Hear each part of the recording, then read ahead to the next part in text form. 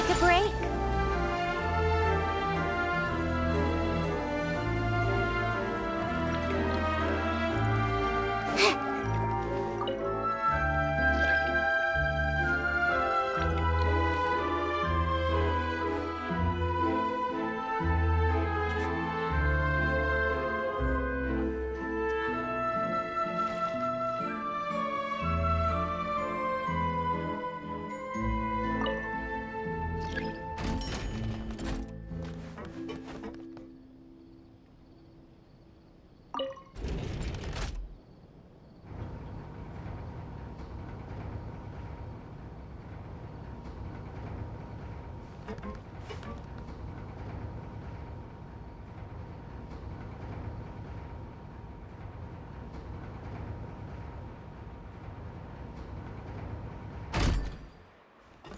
Looks like we're running out of top 3 screws. Come on, keep up.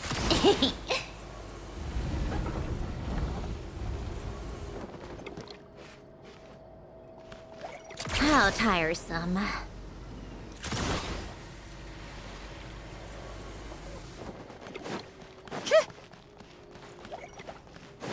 Come on, keep up.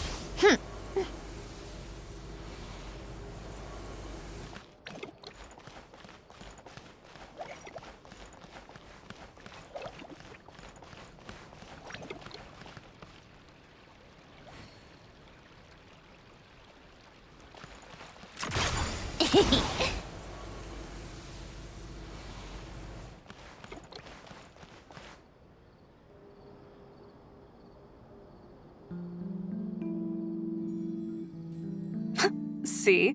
Told you they'd be here. Xavier! Oh, and Shiori and Farina too! Ah, Hydro Archon above! If it isn't my darling camera operator and clapper loader! A very happy Fontinalia festival to you as well! I'm guessing you came back to celebrate with us? Yep. And help out too! Even though the last festival had some unexpected hiccups, making the film was still super fun. Since you're all here together like this, you must be planning on entering the competition, right? Of course! A celebration of the entertainment industry. No one who's anyone would choose to sit this one out. It only happens once a year, after all. Fontaine Fashion Week might be more my speed, but the film festival brings in a lot of orders and boosts brand recognition, so I wasn't going to miss out either. A few new awards have been added this year, too. Best Director, Best Costume Design, oh, and Best Camera Operation. Ooh, sounds like we've got work to do. Come on, tell us! What's Musketeer Pictures film gonna be about? Oh, about that. What's wrong, Xavier? What's with that look? Oh, man, you weren't scammed by some shady investor again, were you? No, even I'm not naive enough to fall for something like that again. Besides, thanks to the fine people here, Musketeer Pictures has more than enough funds to shoot without investors. And yet problems persist. Huh? What do you mean? Well, we were planning to replicate our past success and shoot a film based on a popular novel. But as we were holding auditions for the female lead earlier today, a striking young mademoiselle wandered in by accident. Her disposition was simply ethereal, the look in her eyes somewhat melancholic. Oh, I wish you could have been there. The awe I felt can scarcely be put to words. You had to be there, friend. No matter where she stood, it was as if her surroundings, even the air itself, turned into the perfect shot. Guess you found your lead actress then? No, quite the opposite. My script is entirely unworthy of her. I fear it is. Nevertheless, I couldn't help but approach the mademoiselle to ask about her background and what brought her to Fontaine. What did she say? Sadly, she said her best friend was gone. After returning to her own homeland not too long ago, she decided to visit where her friend was from to remember them better. Oh, no sad.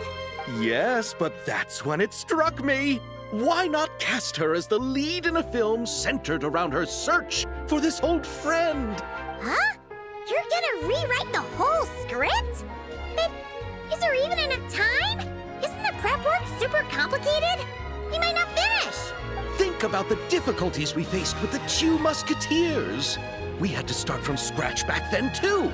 I'd say we're ahead of the game this time. Guess so, but Don't worry, Paimon. Chiori and I have evaluated the proposal, and we support Xavier's decision.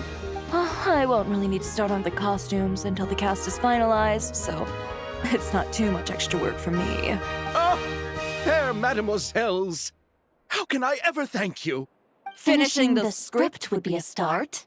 You know, compared to a commercial popcorn flick, I do prefer the idea of shooting a more artistic film. One that leaves a profound and lingering impact in the hearts of the audience. I agree. True trendsetters are the people who dare to go against the grain. wow! Leave it to Director Farina to have a vision. Honestly, though, the artistic passion of everyone at Musketeer Pictures is inspiring. Anyway, now that we've heard so much about this lead actress, Paimon's gotta know who it is! Ah! Columbina! What are you doing here? Hello. I was just walking past when I heard you talking about me, so I came over. Huh? You know Miss Columbina? Of course! Wait a second. Does this mean Columbina is the actress who inspired the whole rewrite? Yeah. Wait, so did you make the trip by yourself, Columbina? Yes. I mentioned how I wanted to visit other nations once things settled down in Notcry, remember? So I went to the curatorium to ask Nefer for advice. She told me about the film festival in Fontaine and said it might be fun to visit. I spoke to Lauma before I left too, and she thought it was a great idea to get out for a bit. It's just, I received quite different travel advice from the two of them. Oh? How so? Well, Lauma told me to go out and experience new things and make new friends. What a wonderful suggestion. That's how a trip should be. What about Nefer? She said, don't trust anyone and don't talk to strangers. Yep, that sounds like her. I can understand that too. It shows this Nefer cares about you a great deal, Miss Columbina. Yes, so I plan on combining their advice. All I need to do is turn strangers into friends, and then I can talk to them. Huh. That kinda makes sense. But also... Hey, Chiori. Oh, look who's back. Happy Fontinalia Festival, you two. Oh, looks like we have a superstar in our midst. How about an autograph, Big Shot? Haha, very funny. All settled then? Yep, the Duke gave his blessing, and I cleared it with the Udex. During the festival, inmates with good behavior will get a chance to spend some time on the outside. Under the stringent supervision of the Special Patrol, of course. Risley! It's been a while! Happy Fontinalia Festival! Does that mean Veronique and her brother will be at the festival? During a specific window of time, sure. Doesn't hurt to give the inmates something to look forward to. A little sun'll do them some good, I think. This is a friend from your travels, I'm guessing. Thought I heard something along those lines? Great! We should make some introductions, huh? Chevros, Risley, this is Columbina, a friend we met in Notcry. Welcome to Fontaine, Miss Columbina. I bet the weather's been quite an adjustment. Yeah.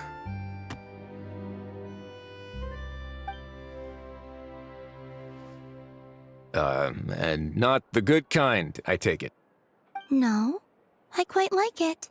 It's a lot warmer than Notcry. Then what was the punch for? Oh, should I not have done that? The flowers that bloom here are so vibrant, and the people are so kind. I just wanted to become friends as fast as possible. Ah, so that was meant as a gesture of friendship. Is that right, Miss Columbina? Mm-hmm. Isn't that what friends do? Right. Might have been a bit premature in this instance, though. Your friend here is quite the character. Good thing we said something. You weren't seriously gonna go around punching every single person in Fontaine, were you? No, just the ones I wanted to be friends with. That's not... what Paimon's trying to say is, maybe keep the punches to a minimum until after you're friends with someone. If you say so. You're quite the character, Miss Columbina. So, are we friends? Of course. Any friend of the Traveler is a friend of mine. Yeah. Oof.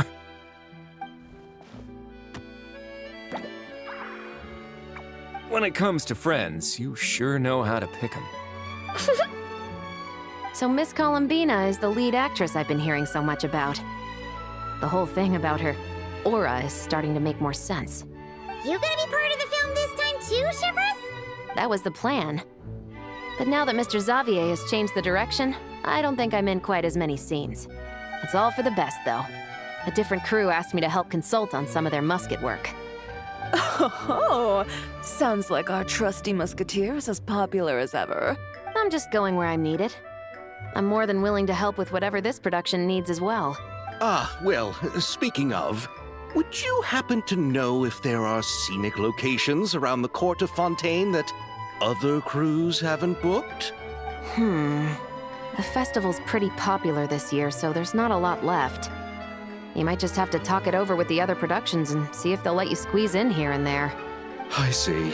Having trouble finding a filming location? Yes, we made a last-minute decision to go down a different route, so the indoor locations we reserved are no longer a good fit. And it looks like all of the best outdoor spots have been taken. You know, I might know a place. Good views, good atmosphere, and no production team has snatched it up. That sounds perfect! Where is it? You want me to reveal it just like that? Come on, let it be a surprise. As much as that sounds riveting, I think we should divide and conquer. You go do that, and Director Farina and I will take Miss Columbina around the city to discuss lighting and styling. Is that all right with you, Miss Columbina? Traveler? Yeah, everyone here is our friend. So don't worry about a thing and just focus on enjoying your trip. Okay. All right, then the Traveler and I will go check out this potential filming location. It might even give me some inspiration for the new script. I'll leave this to the Duke then. Until later, everyone. Maybe we'll run into each other on set. Okay then. Lead the way, Risley. Paimon's not built for suspense. Let's get this show on the road. Who said anything about roads? Huh?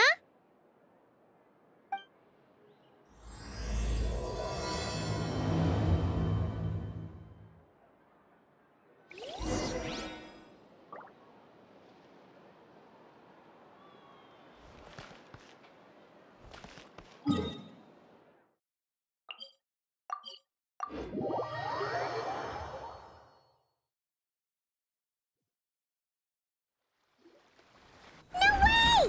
You brought the winglet up to the surface? It'd make quite the grand backdrop for a film, don't you think? Paimon's more focused on the fact that this thing is supposed to be underwater, inside the fortress of Merope. True. And keeping up with the maintenance on a vessel this big is a lot of work. It takes a crazy amount of manpower just to keep it up and running.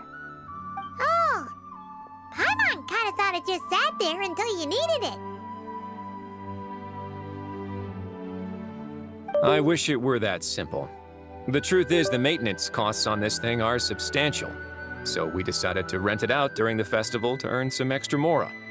Besides, the inmates are the ones who keep it in good shape. Seeing the fruits of their labor put to use is a good form of social rehabilitation for them. Huh, you've really thought this through. What you think, Xavier? Is this a good place to shoot? Ah, I've got it! Good messieurs and mesdemoiselles, I've got it! Gonna take that as a yes. The beginning is the hardest part. and the opening of this film has been eluding me, but now I know just how it should start. Glad to hear it. Thanks for bringing us here, Risley. Don't thank me just yet. This isn't quite a done deal. Huh? Not a done deal as in someone already rented it out? You said no other production teams had snatched it up. This person isn't affiliated with a production team. The rental fee was high enough to scare off plenty of other film crews, but she didn't blink.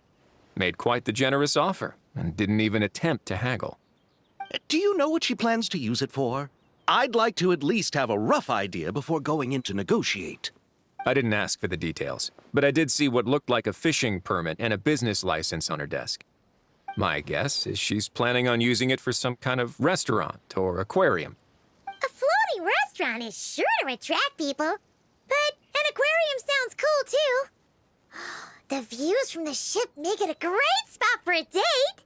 The winglet might not be under my command right now, but it's always nice to see her admired. A film is sure to drum up some good publicity as well. I do hope we can work something out with the current captain. Well, guess we should head over and talk things out then. Best of luck.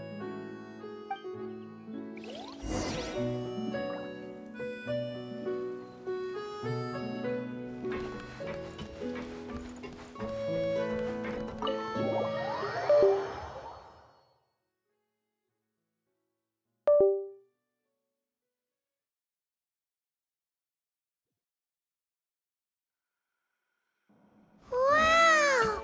The winglet seems even bigger up close. The rooms are so spacious. Wonder who rented it out. Hello? Anyone there? Perhaps the captain had business to attend to elsewhere. But why rent such a massive boat just to have it sit here without even leaving so much as a note? Let's try again. Anyone there? Hello? Seriously? Right now? What is it gonna take to get some decent sleep around here? Is a nap too much to ask for? Sorry, the aquarium's closed for the... Huh? St. Lolly? Traveler! Paimon! Hold on.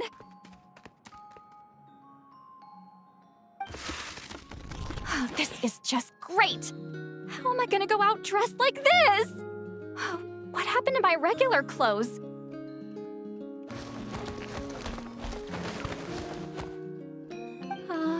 The wash! I put them in the wash after I drank too much and fell into the fountain.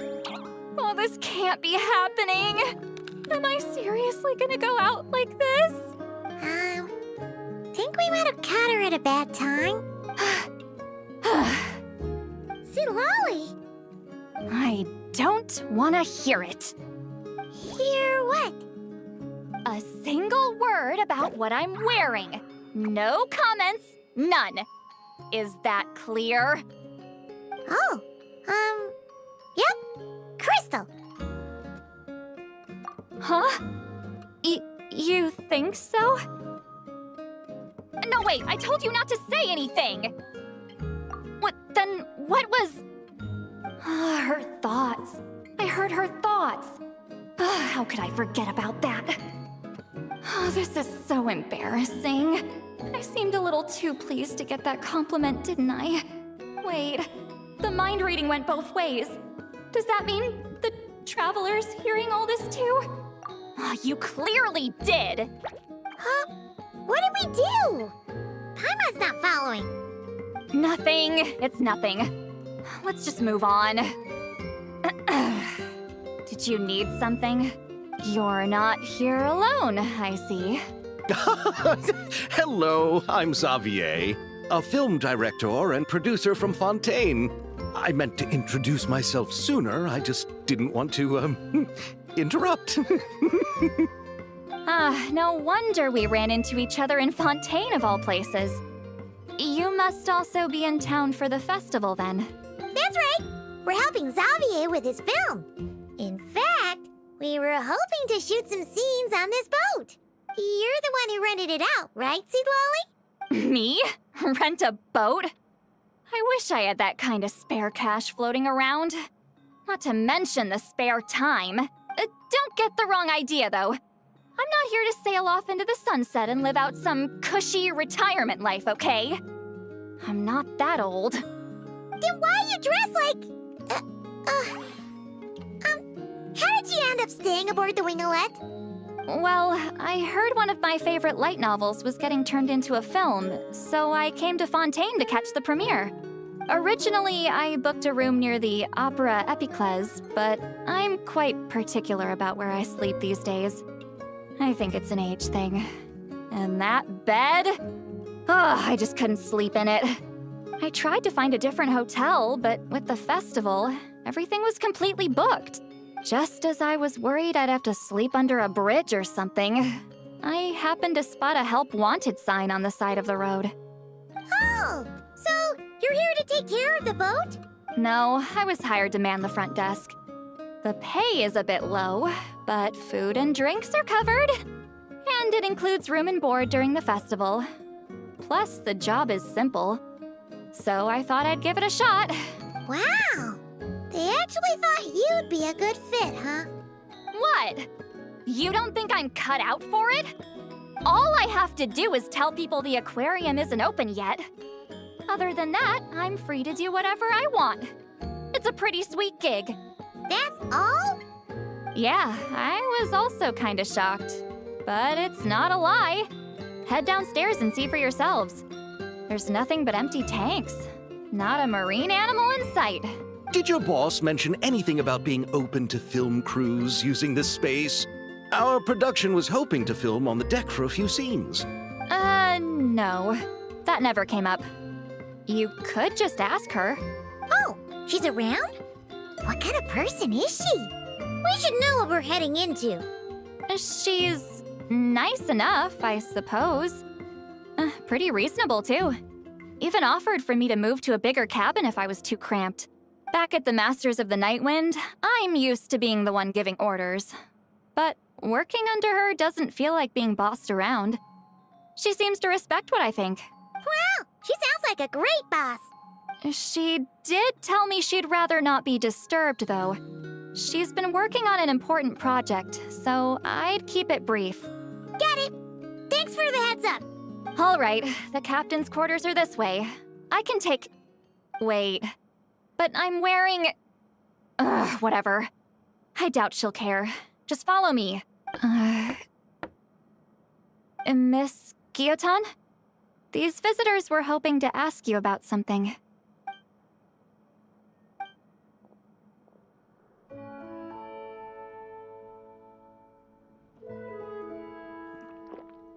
I thought I said to limit the interruptions. Just tell them the aquarium is still...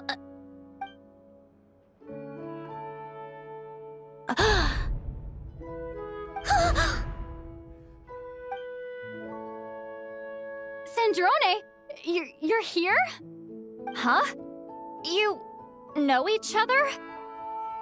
Are you okay, Sandrone? Do you still remember us? Everyone was so upset after what happened. We all missed you so much.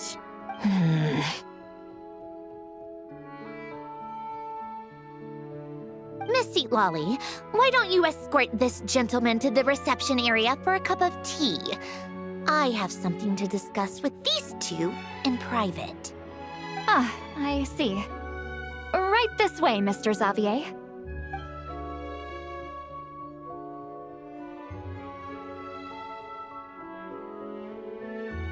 Sandrone? I really can't go anywhere without running into you two, can I? Are you okay? During the battle, your core, it was... Destroyed by that bastard Dottore. That's right. But as you can see, I'm fine now. No major issues. Or at least, there shouldn't be. Oh, what a relief. Why didn't you have the chance, I just want to say Hmm?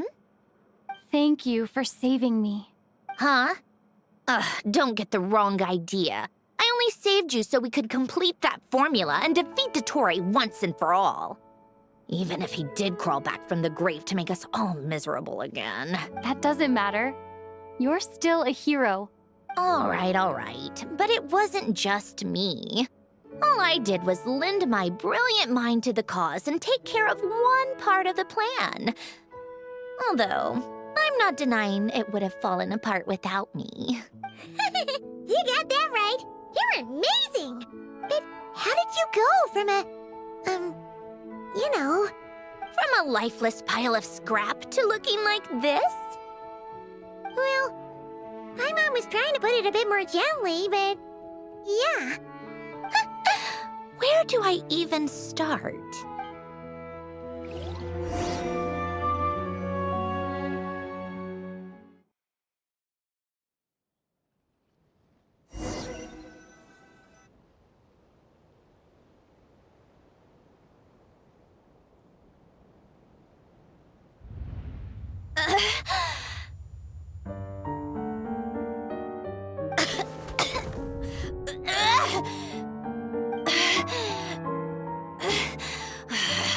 Curse it all! Where am I? Did we do it? How much time has passed? I'm not in one of that lunatic's experimental labs, am I? Wait, Fontanian decor. Books from the Research Institute. Phew. One thing at a time.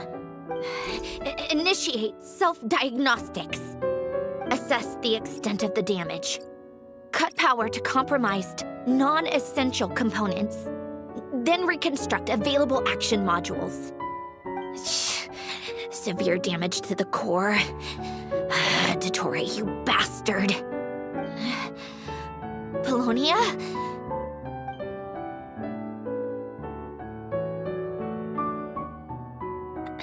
Polonia, wake up! Activate! You're in even worse shape than me. Internal gears and energy circuits are barely intact.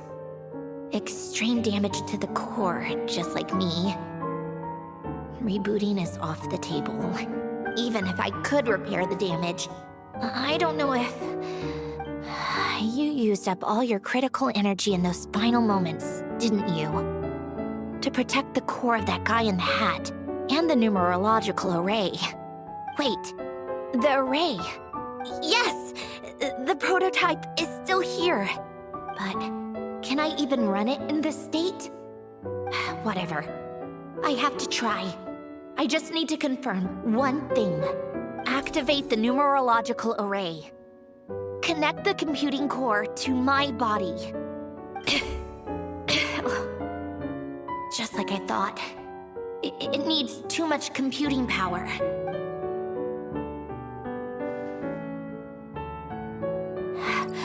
Cut off power supply to all functions except the thinking module. Please. I just need to ask one question. Initiate query regarding the 3 Moon Sisters. How many living moon goddesses are there in possession of the Trilunar Authority? 1. It worked. You did it, Columbina. You made it back. But how did I survive? The self-diagnostics showed damage severe enough to shut me down for good. What triggered the reboot? A built-in message? Only visible after a core reboot. The final gift. Alen! Were you the one who gave me this second chance? But why now? What activated it? What is that? A vision? Wait, no. It's a stellar linchpin?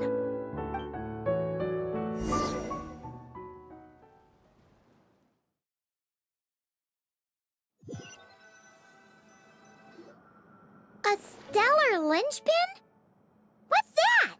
You can think of it as a rare kind of vision. As for what causes one to manifest, well, that's still unknown.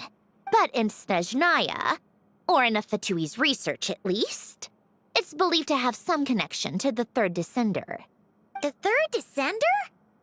We knew his remains were used to create the Gnosis, but this is the first we're hearing about a stellar linchpin. You knew about the remains? Right, of course. Look who I'm talking to. Yes, the heavenly principles used the remains of the third descender to create the 7 Gnosis as a means to consolidate the Archon system. Visions result from that same system, so extrapolating from there, it's clear that the manifestation of a vision is also, to some extent, related to the third descender. Still following? For those that wield them, visions serve as a means to channel elemental power. The same is true of stellar linchpins. The difference is that, when wielding elemental energy, stellar linchpin users often exhibit a unique kind of power that seems to come from beyond to that. It's believed that, when a stellar linchpin manifests, impurities from the remains of the third descender get fixed in place. Hence, the name. That's also believed to be the source of the strange power I just mentioned. We've heard that visions can appear when someone has a really strong wish or desire. Stellar linchpins sound kind of similar, so does that mean... Huh? Oh, don't look at me like that. I've never had any grand wishes or aspirations. Just a list of things that drive me up the wall. So if you're asking why this thing appeared, I have no clue. All I know is that without it, the gift Elen left me, this built-in second chance, never would have triggered. The damage to my core was too severe. But thanks to the stellar linchpin's manifestation, it did trigger. And after my core rebooted, I was able to repair the damage to my body. I also managed to import the numerological array, along with some of Polonia's surviving algorithms, into this form. Wait, does that mean Polonia is... Yes. Unfortunately, Polonia is... beyond repair. Oh, we're so sorry to hear that. But you also mentioned something about a final gift? Yes. Elen often spoke to me about wishes and desires when he was alive. I suppose he thought there might come a day when I wished for something, and was willing to sacrifice my own life to fulfill it. So he left me a chance to start over. No, never. Elen once said I was his proudest masterpiece. That might sound boastful coming from me, but it's also an undeniable fact. After Elen died, I started studying how Polonia and I worked. Polonia is essentially a computational machine, so it wasn't difficult to figure out the mechanical principles there. But when it came to my own structure, that's when Elen, the Lord Artificer's true greatness, struck me once again. I attempted to imitate it when I created Catherine, but in the end, she turned out to be nothing more than a superficial replica. What? But his creation skill, Catherine, is super impressive. We were shocked when we first found out she was a puppet. No, she's nothing compared to what Elen was able to create. Some of the mechanical principles of my own core are still a complete mystery to me. Keeping that gift hidden wasn't even a challenge for him. Just a shame I had to waste it on fighting Dottore. I just couldn't stand the thought of him coming out on top. If you put it that way, the world owes me a whole lot then, doesn't it? Wait, but all this still doesn't explain what you're doing here. Risley said you rented the ship and even had some kind of fishing permit? That's because I'm trying to go back to the place Elen and I lived when he was alive. My former home, I suppose you could say. The second chance wasn't the only part of the gift. According to the message, Elen left me a few other things that are stored in the house we shared together.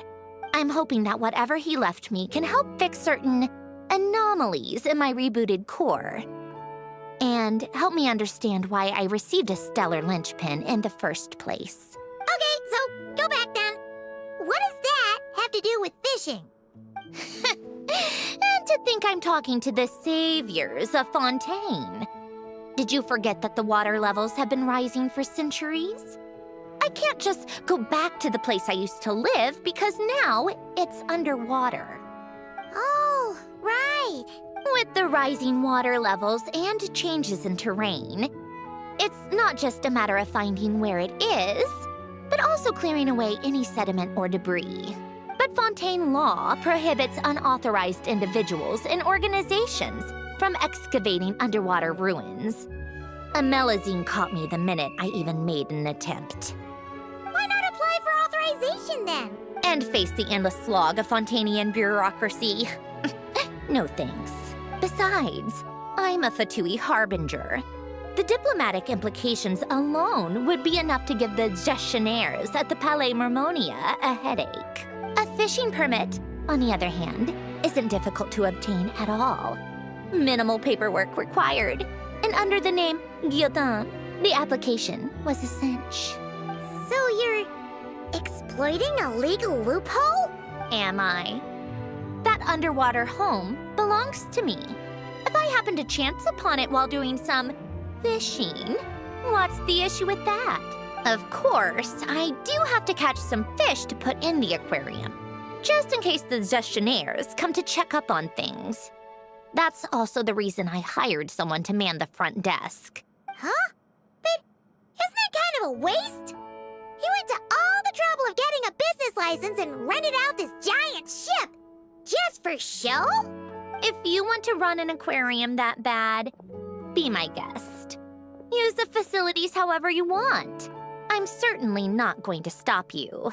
All I want is to go back home and see what other gifts Alain wanted me to inherit. Hold on. Enough about me. What are you two even doing here?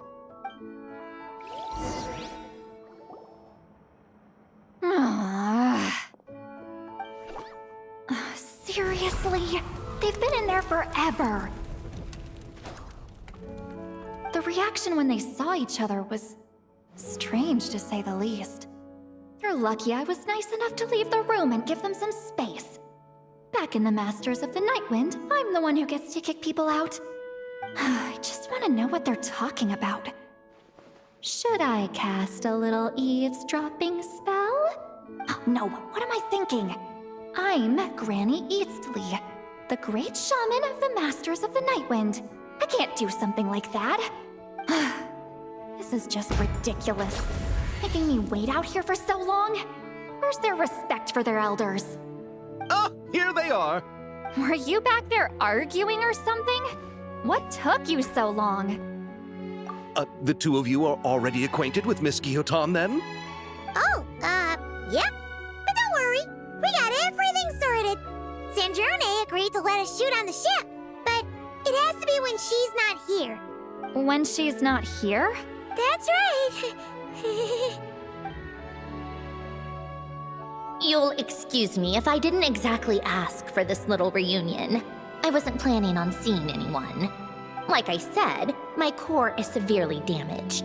Even with the gift, there are anomalies that are making things unstable.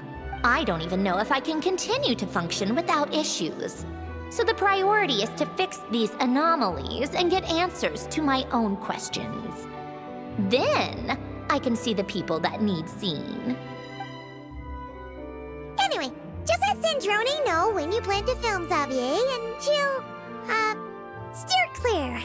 I do hope I'm not causing Miss Guillotin too much trouble. No! She just wants to keep a low profile for her own, complicated reasons. She doesn't want anyone else to know she's here. Understood. I'll be sure to keep that in mind. Oh, and see Lale? Huh?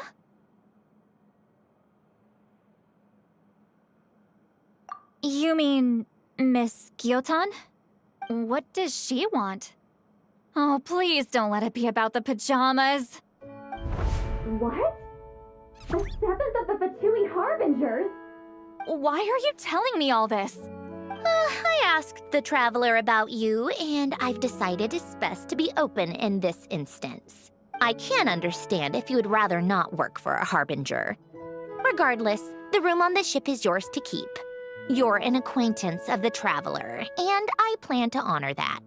Wait, she's actually nice? It's not a problem. The captain also worked for the Fatui, and he helped Natlan a great deal. We know that there are good people among your ranks. Besides, I've been around long enough to know what it means to earn one's keep. This isn't Natlan, and I don't expect special treatment. Besides, sitting at a desk isn't exactly back-breaking work.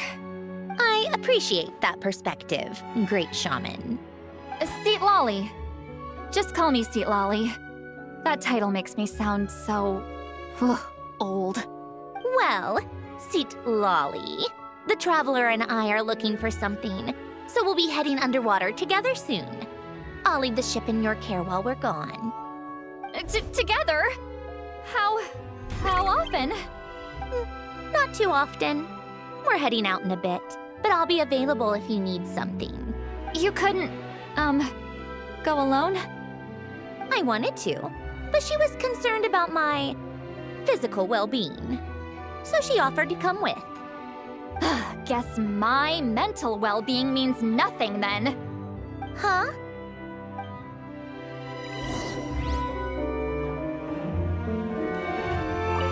Just be quick about the whole thing, okay?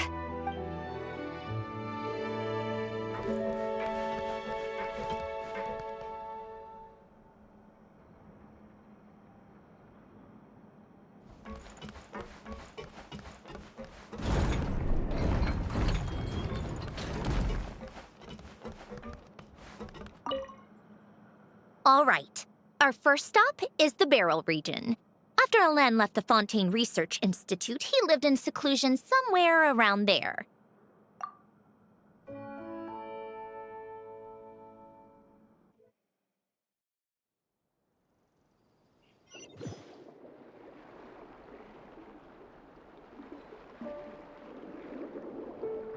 Huh.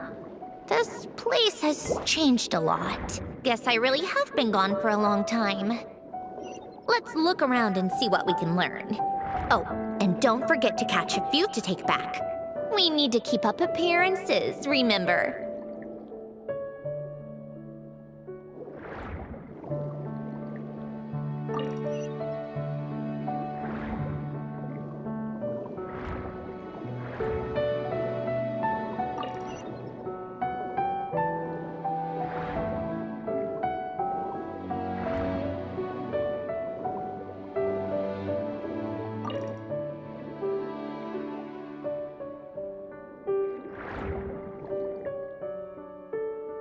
Poisson isn't too far from here, right? It's all a bit nostalgic, I guess. Back when I lived here, all this was still above water. All right, I have a general understanding of the terrain changes and sediment accumulation. We can stop here for now.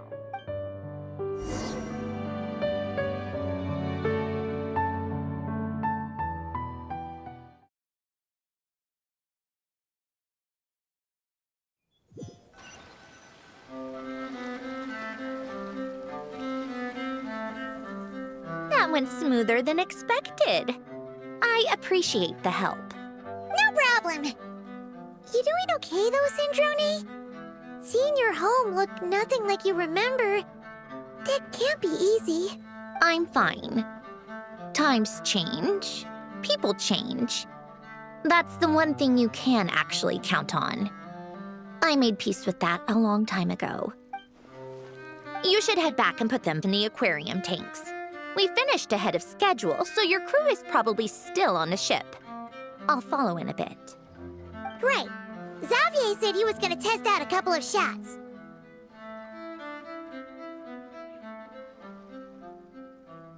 I'm sure. I want to take another look around on my own. Okay then. Want us to let you know when the filming is done? No need. Columbina relies on Kuvaki to perceive her surroundings. In Nodcry, her senses are heightened because Kuvaki is everywhere. But here, as long as she doesn't activate her abilities, her range of perception should be equivalent to an average person's line of sight. I figured that out back in Snezhnaya. That's oddly specific. I have hiding from her down to a science. So, what? Things might be a bit different now that she's merged with the Moon Sisters, but I doubt there's been a drastic change. The point is, you two can head back. Don't worry about me. Okay, if you say so. Come find us on the ship if you need anything.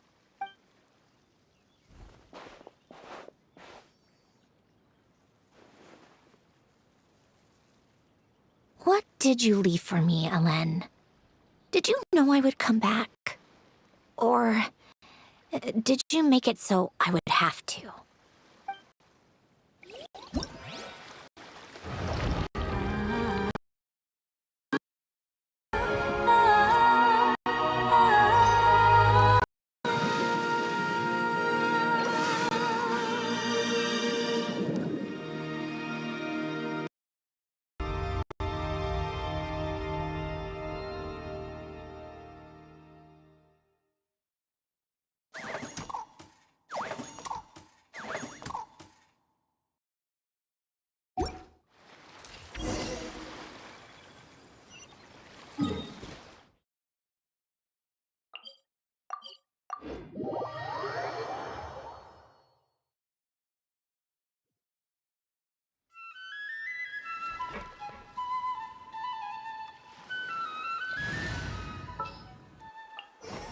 There's still a long road ahead.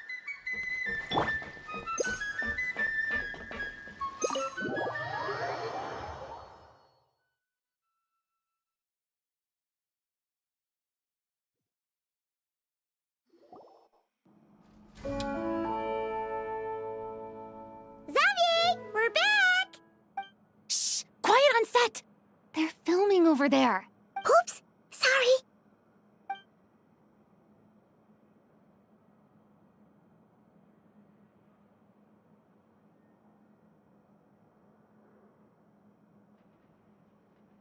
What's your take, Detective? Bullet wound to the chest. Gunpowder residue on the clothes. The victim must have been shot at close range. You think it was someone they knew? Yes. It's possible the suspect arranged for them to meet at this very spot. A reasonable deduction. But you're overlooking a crucial clue. What? The victim's pocket watch is missing. And cut! I think we got it! Good work, everyone! Phew, finally. Acting was nerve-wracking for me when I first tried it too. Just loosen up, and you'll get used to it in no time. Severus! Charlotte! Oh, hello there, you two. You're filming here too? Oh, so Charlotte's crew must have been the one that asked you to help out, huh, Severus? Yep. They heard about a potential filming location and wanted to come check it out. But when we got here, your crew had already beaten us to it. Luckily, Xavier and our director, Lapine Pauline, go way back. In the end, we agreed to just share each other's filming locations. Considering all the last-minute changes, that's just what Musketeer Pictures needed. For sure! Based off the scene just now, you must be the star of the film, Charlotte! You bet! This detective costume really suits me, don't you think? Oh, for sure. You're already right at home lurking in the shadows taking pictures of this and that. Add a notepad and you're practically method. Thanks, Miss Chiori. I appreciate the compliment. That didn't sound much like a compliment to Paimon. So this is a film set? It looks like a very happy place. This must all be quite new to you, Miss Columbina. Yes. I watched a few films with a friend once, but she thought there was no point if I wouldn't open my eyes. So she stopped inviting me. Looks like I missed out on a lot.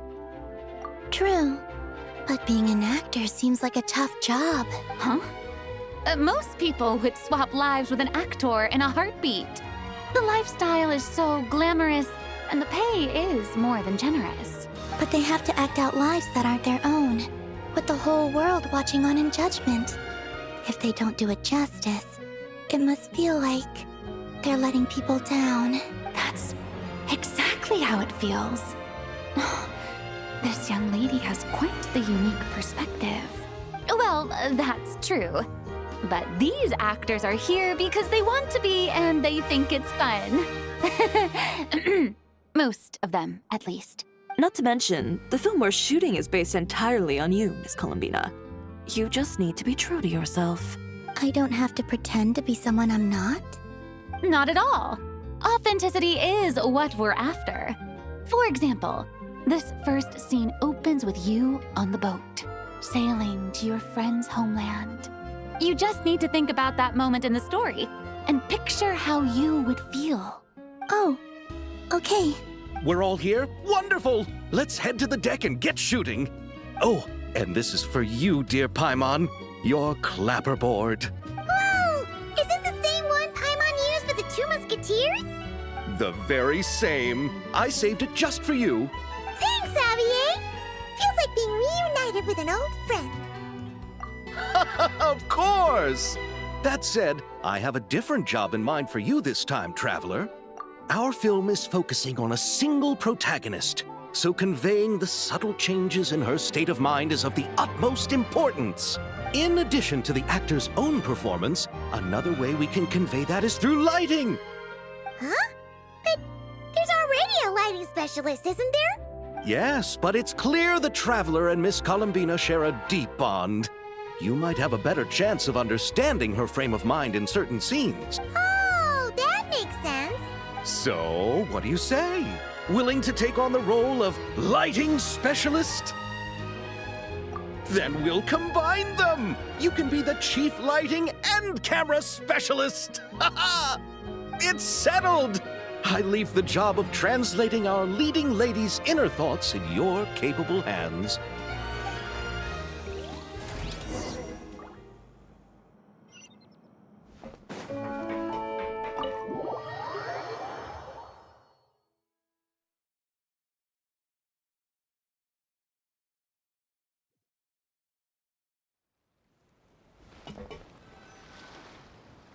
All right, without any further ado, it's time for production on our film, A Homecoming, to officially begin! Turning it over to you once again, Director Farina.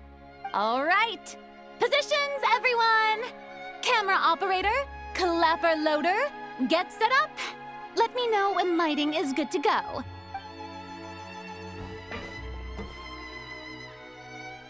All you need to worry about, Miss Columbina, is hitting your mark. Other than that, just focus on immersing yourself in the emotions of the moment. Okay. Good. Lighting, are we ready?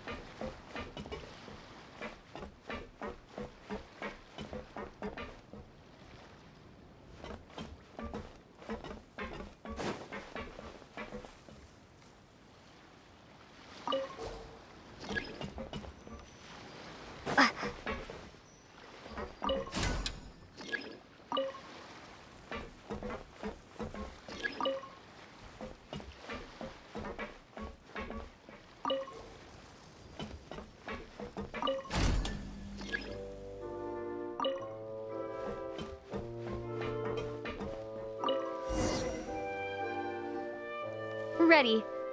All right, quiet on set. 3, 2, 1, action! This is her homeland. Columbina. Cut! The emotions I'm looking for were definitely there. Let's just try to keep it a bit more natural.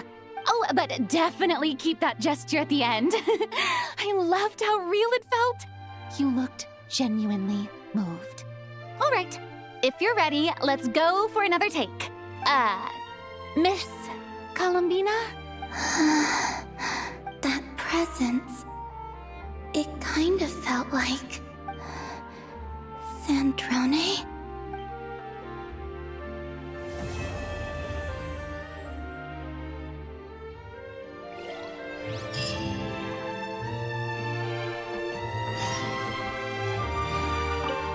Terrific performance, Miss Columbina! Truly excellent work. Thank you, Director Verena. You really don't mind me not taking off my eye mask? Not at all. Xavier and I already talked it over. The character is based on you, so there's no need to change what you're accustomed to doing.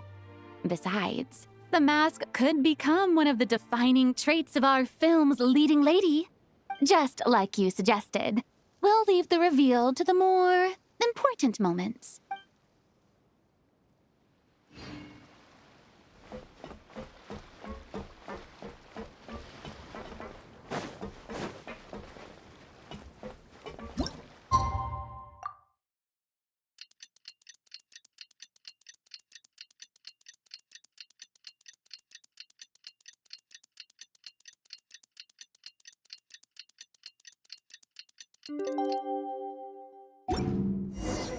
Sandrone said that if everything goes smoothly, we should be able to pinpoint the exact location of her home today. Let's head to the Wing-O-Lette and meet up with her.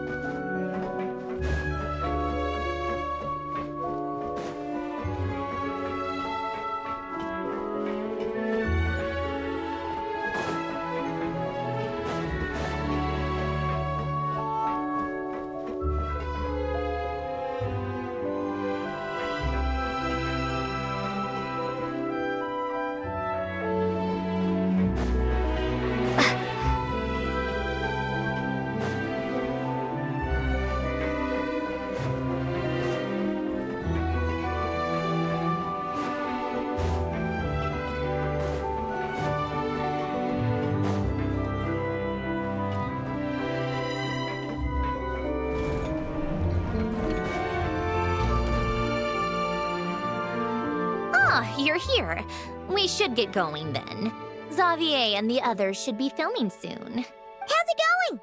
Have you managed to figure out the location of your home yet? I've narrowed down a few potential locations. We just need to take a sample from each one. Once the equipment analyzes them, we should know the exact location and where to find the entrance. Great! We should get started then.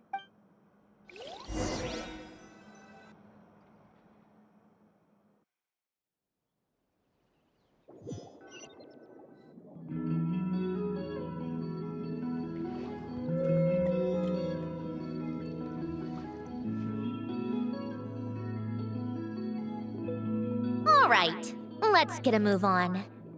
That should do it. Let's head back. The filming should be just about done. We made good time. We might even know the location by the end of the day. You sound pretty happy about that. Do I? I suppose I've just had enough of these anomalies I've been dealing with. The sooner I can fix them, the better. Anyway, enough chit-chat. We have work to do. Oh, but let's head in through the side door. I don't want to run into the crew on the deck.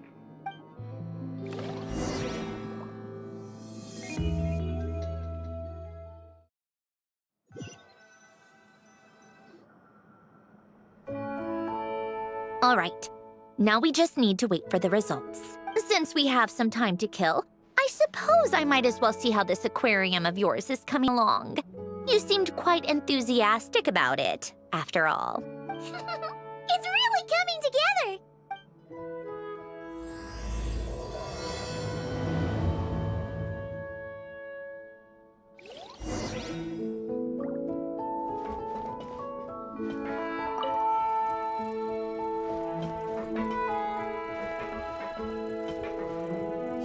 Starfall!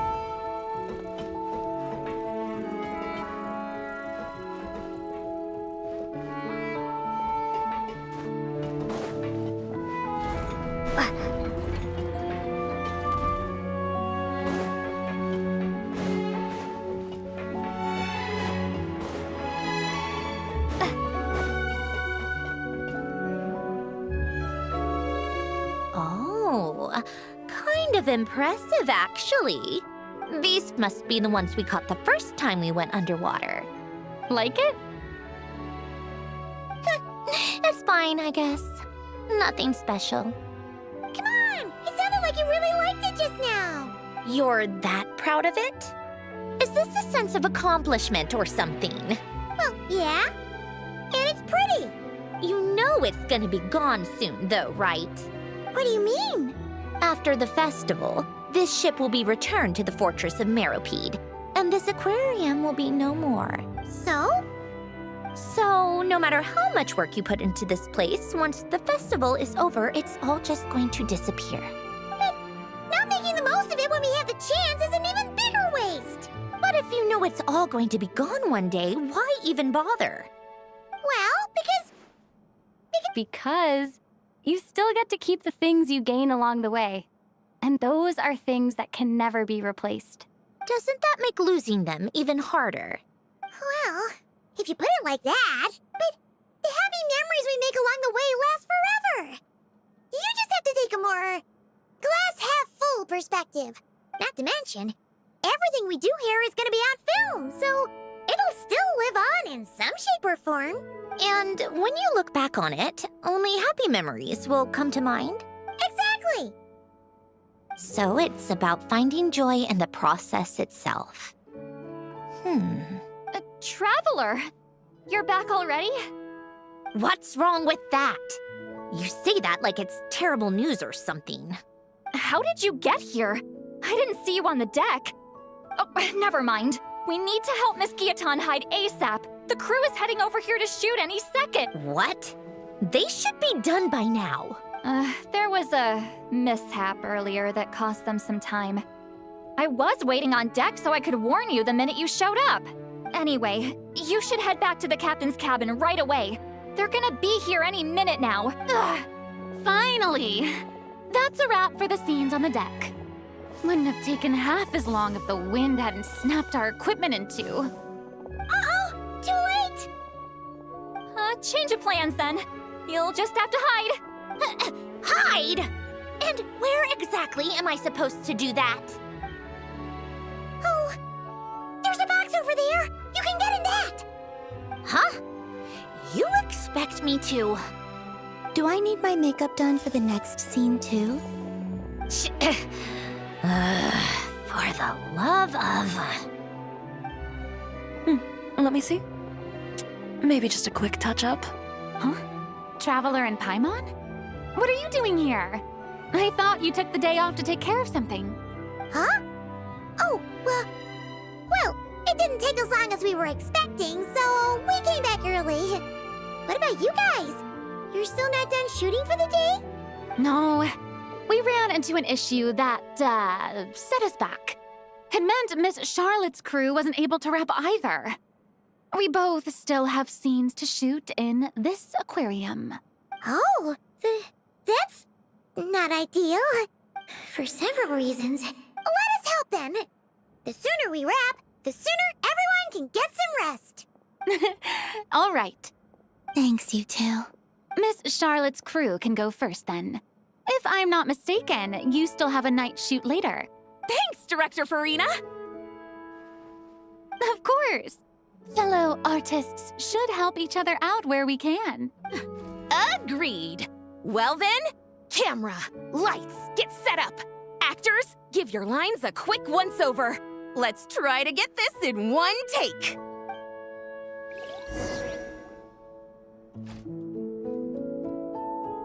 All right, places, everyone! And 3, 2, 1, action! So, the story ends like this. But when Duke St. Germanus departed, he clearly said that everything was beyond redemption. Huh? That sounds familiar. Wait, it's from that novel I came across while researching the numerological array. He's only a genius when it comes to mechanics. And everything else, he's just an ordinary person. Huh? What was that noise? Whatever, I'll just fix it in post. Miss Jacoba, please don't speak as if I were the accomplice. Not so hard. This box isn't sturdy enough for that. This is why I keep saying, don't put too much trust in Clockwork Mecha. Unlike humans, machines don't have a heart. A heart? That's right. It's what's on the inside. It's also referred to as someone's soul, or likened to free will. You can think of it as a person's core, what makes them unique. In general, though, people don't believe machines are capable of having a soul. You said my emotion module was faultless. It is, but that's not quite the same thing. Do you think I have one then? A heart? I don't think so. I know so. The question is, do you recognize it within yourself? That's where you're wrong. I can't believe this.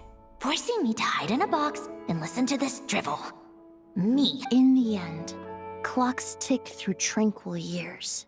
Fish swim in crystalline springs.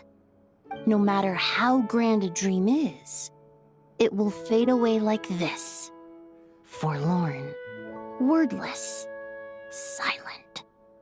And cut. Whew, that was a long one. What did you think?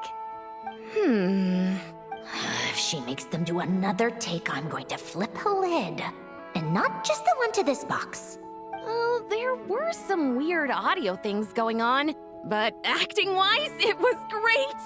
It's a keeper. Perfect. That means I can get out of this box. It's our turn. Camera operator, set up for the next scene.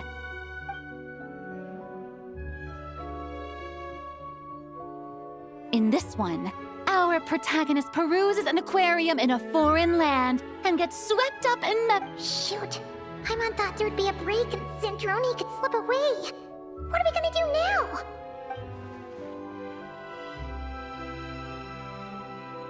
break a leg. Yep, we're headed off to shoot our next scene. All right, quiet on set. We're about to start rolling. Ready, Miss Columbina? Miss Columbina? I think she would like this. Quick, we should roll on this. It doesn't forage with the others, or prey upon its smaller kin. Instead, it remains where it is, cradled in the coral's quiet beauty. as though the raging cyclones above are of no consequence. And yet, she still stood before the cyclone in the end. So I think that story has it wrong. She is no different than us. She has a heart. Hmm?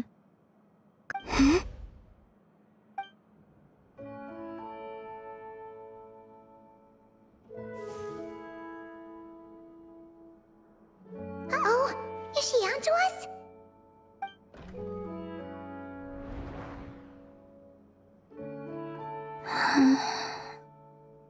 What is she doing? Cut! You okay, Columbina?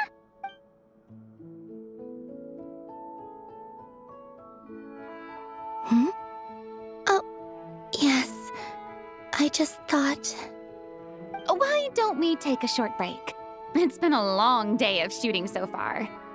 That last take was beautifully organic, though. We can use it as is. No need to go again. Thanks, Director Farina. But I'm fine to continue. You're sure? In that case, let's shoot some quick B-roll. Then we can move to our next outdoor scene.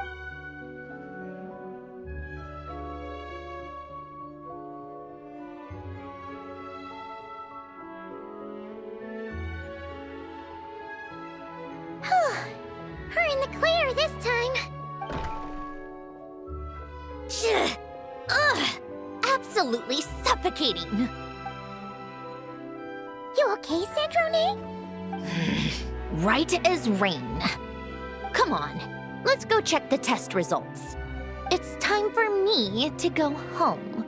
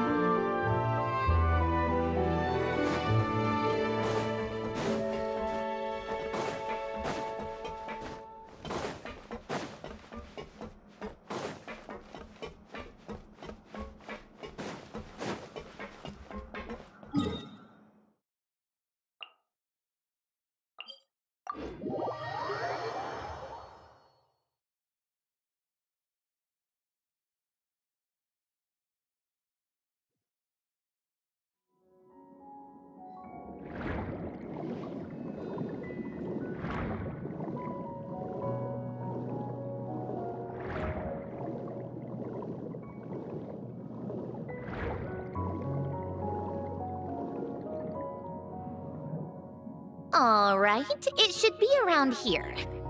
Give me some space. I'll activate the water insulating mechanism.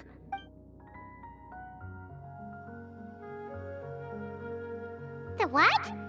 Alain, much like Renee, had long predicted that the water levels in Fontaine would rise. Thanks to his expertise in mechanics, he was able to implement a few simple measures to protect our home from flooding. I told him there was no need, that I would just move when the water rose too high. But it would seem he knew a day like this would come.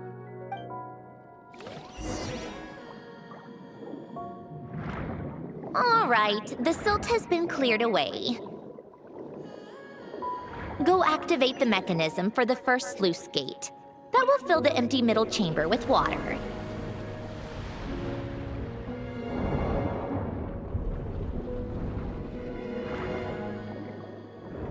All right, now turn on the drainage mechanism in front of the second sluice gate, and this chamber will become empty once again.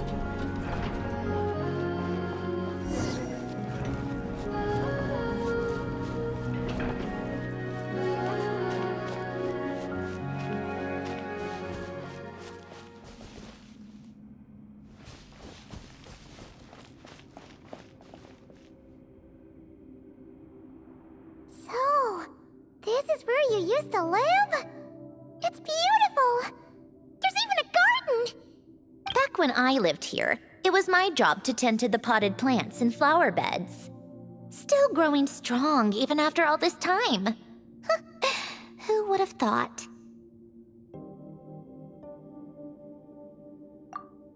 If the weather was nice, I would take Alen out in his wheelchair and we would go for a walk. Before long, we started bringing Polonia along too. Come to think of it, I was the only one who could get around easily back then. Polonia always got stuck at some point, and it was up to me to launch a rescue mission. Happy? I suppose they were. Uneventful, but pleasant. Repetitive, but peaceful. It was like living in a world where time didn't exist. Of course, that was all just an illusion. Death still awaits all of us at the end. Oh. All right, enough standing around. Let's head inside.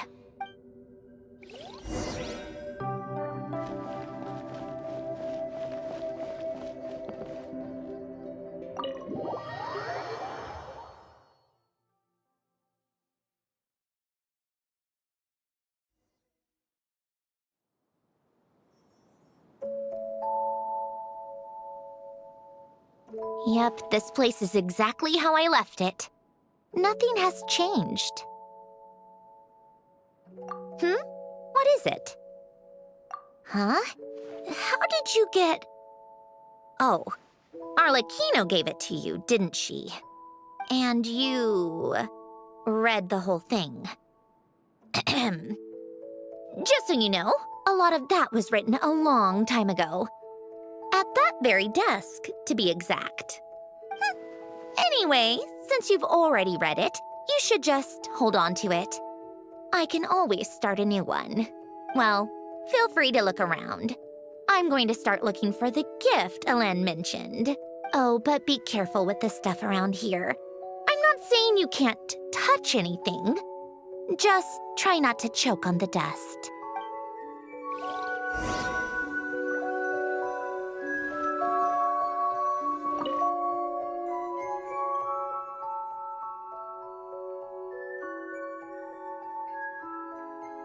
Oh, I played with these when I was little. During the first few months after I was created, I mean. At first, Alen and I would play together, but it didn't take long for me to become unbeatable. So, Polonia and I played together instead. Yeah, these don't look like Paimon's kind of games. Logic and math puzzles? Those happen to be my specialty. It's been so long. What do you say? Should we play a few rounds? Let's go with this one. The gears on the left are stacked from largest to smallest. The goal is to move them to the other side in the fewest number of moves. Just remember, you can't stack a bigger gear on top of a smaller one.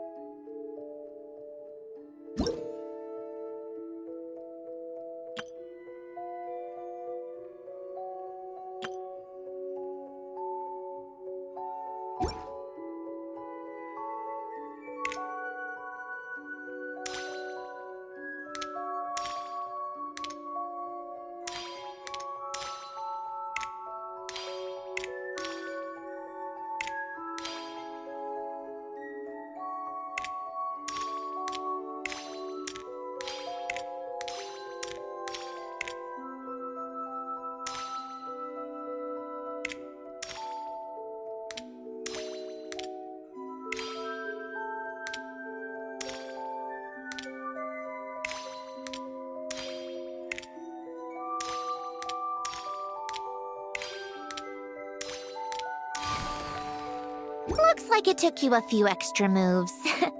My first attempt was the same. You'll get better with practice.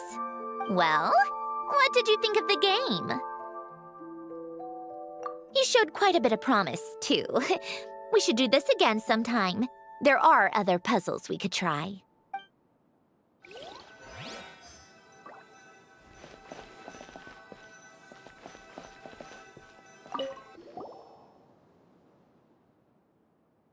Wait, the people in this picture look kind of familiar. Oh, this was taken when Hélène and Renee were both still at the Fontaine Research Institute. Before their falling out. In his later years, Hélène would often sit by the fireplace and stare at this picture, wearing an expression somewhere between guilt and longing. He said he sometimes regretted not helping his friend when he needed it most, even if just to stop him.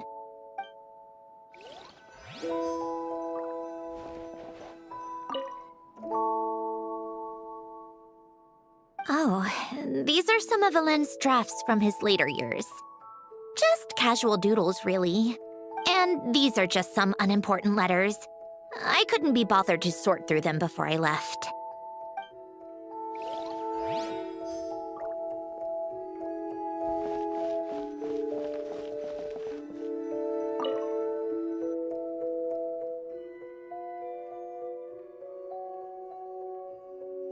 This was Hélène's workbench. Later on, of course, it became mine. It's where both Polonia and I were brought to life. Before Hélène was bedbound, this is where he would teach me about mechanics. I would sit and listen, chiming in with questions here and there. Later on, when he got too sick, I took over and would work on Polonia here.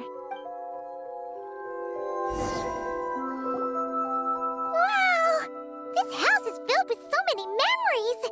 It's so cozy and charming! You should have seen it in its prime, when people actually lived here. A lit fireplace, a steaming cup of coffee. That's the real deal. You know, we also used to have a mechanical piano that Hélène built. Oh, how chic!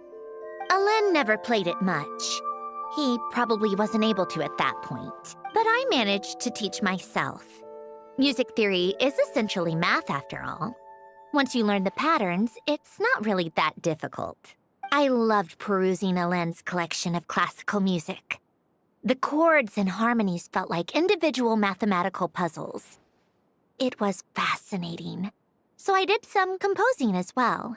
But as Hélène continued to deteriorate, even the sound of music began to grate on his nerves. So I got rid of the piano. Aww.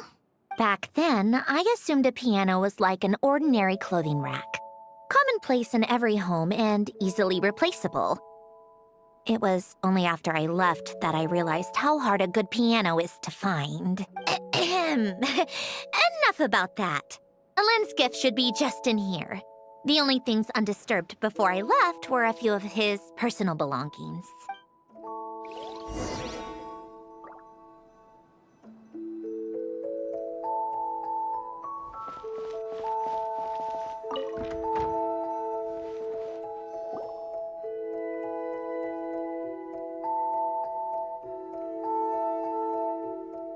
Wait, there's a hidden compartment at the back of this box. Looks like it's locked with some kind of gear mechanism. Knowing you, Hélène, I'm guessing it goes like this, then like this? Got it.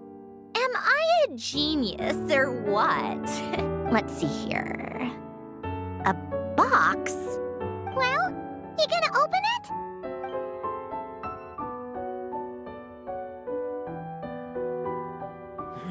It's heavier than I was expecting. Just how much stuff is in here?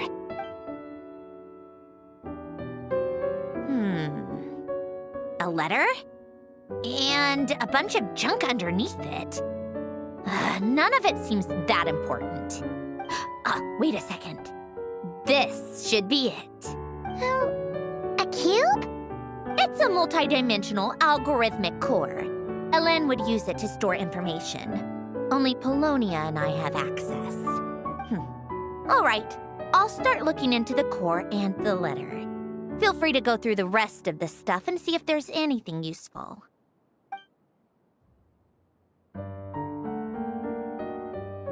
Okay. Hold on. There's another picture in here. This one has writing on the back. A snapshot of you playing among the plants shortly after you were born. You seem to like these flowers a lot. May you grow and flourish just as they do. Huh? Wow! Look how happy you are in this picture. You've changed a lot since then, huh? What's that supposed to mean? Just that you come off kind of aggressive sometimes. Or, annoyed at everyone around you? Well then, people should stop being so annoying. It's not like I'm the one with the problem. Of course not. Oh, here's something else. Looks like a piece of paper torn out from somewhere. Today, I solved another math puzzle and made a breakthrough on a construction problem the Institute has been stuck on for years. Am I a genius or what? No, wait, that's From now on, I should have people address me as Her Highness the Clockwork Princess, Unraveler of all reason. Nope. No more of that. I thought I tore this page out. You wrote this? Then how did it get... Wait, there's more writing at the bottom. You seem to have developed a distaste for this particular entry, considering I found it in the trash. I'm sorry, but I could not help but hold on to it. Forgive me. Len! Don't be embarrassed. Everyone goes through a phase like that. Nonsense. I wasn't even the one who wrote that. It must have been Polonia. That's enough. I told you it was Polonia. You know what? We're done with this. No more rifling around in the box. Just put it down and let me read the letter. To my little clockwork princess. Oh, not another word. Got that? If you're reading this, You've most likely received the gift I left for you. I just hope you didn't stumble across all this while cleaning out my effects or something trivial like that. I once asked if there was something you wished for. Do you remember that? I wonder if time has changed your answer. Regardless, I have another gift. A formula that will allow you to come face to face with the anomaly inside of you. If you even still call her that. Why this gift? To understand that, allow me to wax poetic on the soul once again. I would ask you to stick with me until the end, but I know you will. You always have. I believe a person should be born twice over in their lifetime. First, there's the birth that grants us life. Then, the birth of the soul. It's a matter of transforming the life bestowed upon us into the life we choose for ourselves. And to do that, we must look inward. We must make a conscious choice to define the meaning of our life instead of allowing the happenstance of our existence. This is the process of recognizing the soul that lives within us. You are my proudest masterpiece. I told you that long ago. But to me, you have never been a creation or a machine. To me, you're just like the rest of us. You have a heart. In fact, some theories think of the human brain as nothing more than a machine, and thought the product of its computations. So you see, perhaps we're not so different after all. Your inner machinery is just far more advanced than most, no matter how one looks at it. The heart is a complex thing, a place where logic and reason collide with our emotions. Your computational capacity allowed you to become sentient and develop logical reasoning. But it also granted you something that, on the surface, might seem contradictory. Emotion. Emotions and logic often clash with each other, and those instances of discord can accumulate over time. That is the source of what you refer to as the anomalies within you.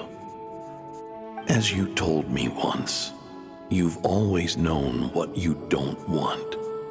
Yet you've never wished for anything in particular, similar to how a blind person can feel when a part of their body is in pain without being able to fully visualize its form.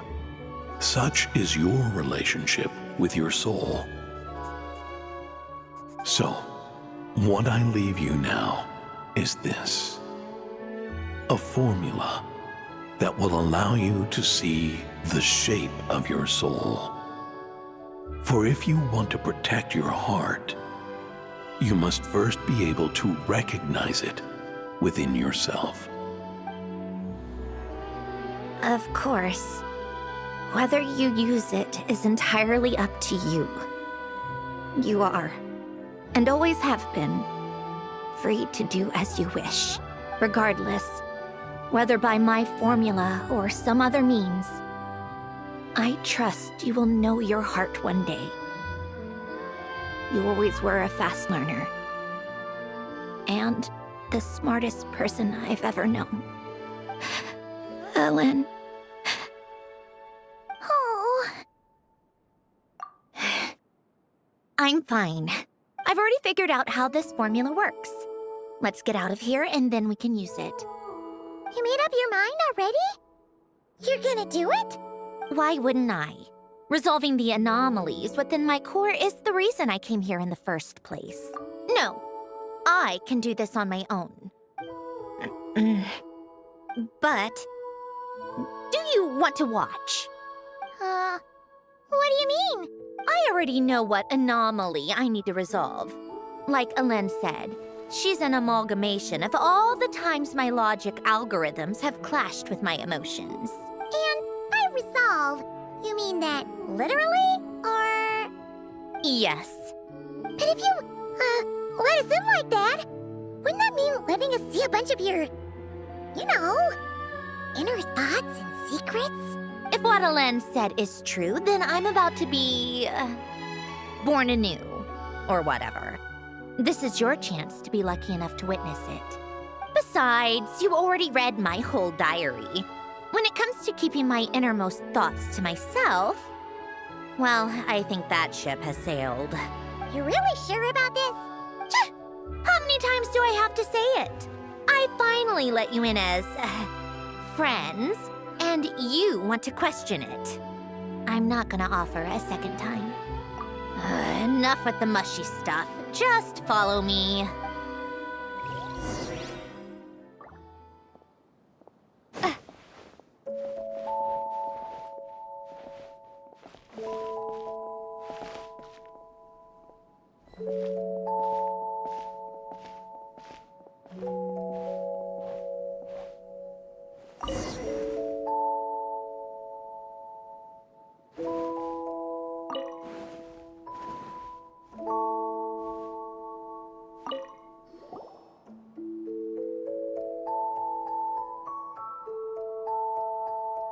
Right.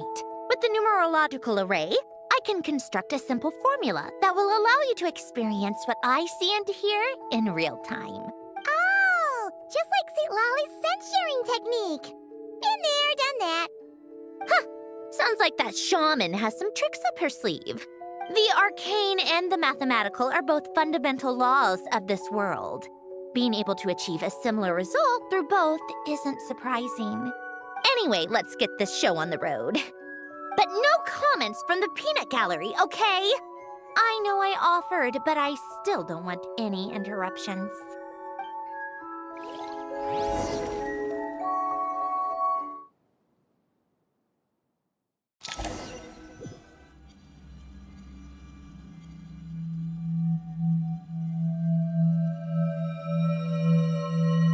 Is My heart? No, it's probably just the result of Alen's formula. A space dedicated to resolving anomalies. Huh. But it looks like the walls are all... mirrors? You made it. About time. Is that me? From the past? You just spoke of anomalies. Well, here I am. What happens when emotion contradicts reason? Shall we sit down and talk?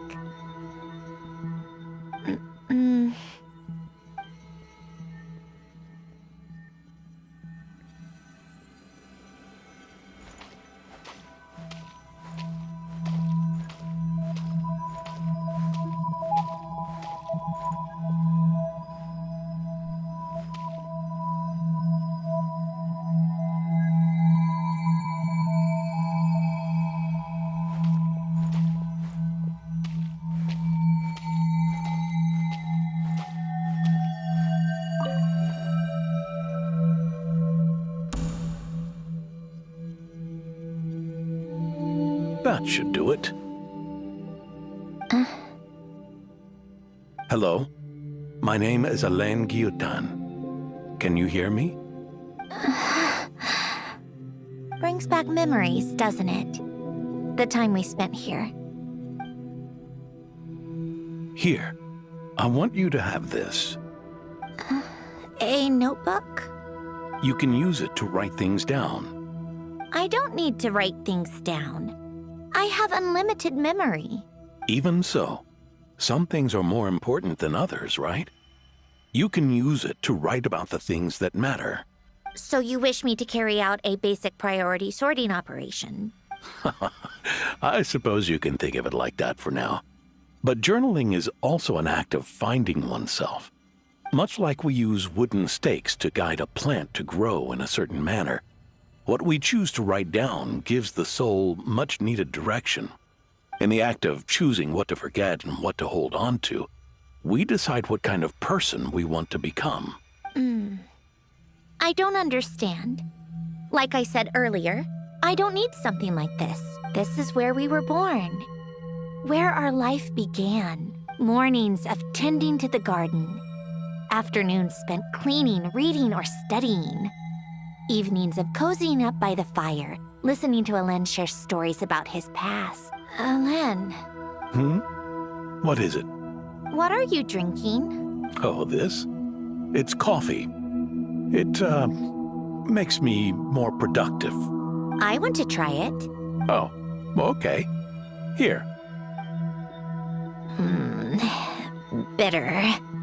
Speaking of, why did you design me with senses? Taste, smell, touch. Well, I'm not quite sure. It just felt like the right thing to do. I suppose I hoped you might have a life of your own one day, and that you deserve to experience all life has to offer. Oh. Still bitter. But the smell is nice. I thought those peaceful days would go on forever. You know that's not possible. Maybe. But how was I supposed to know the end was just around the corner? That was just bad luck. Was it? Well, it certainly became a pattern, now didn't it?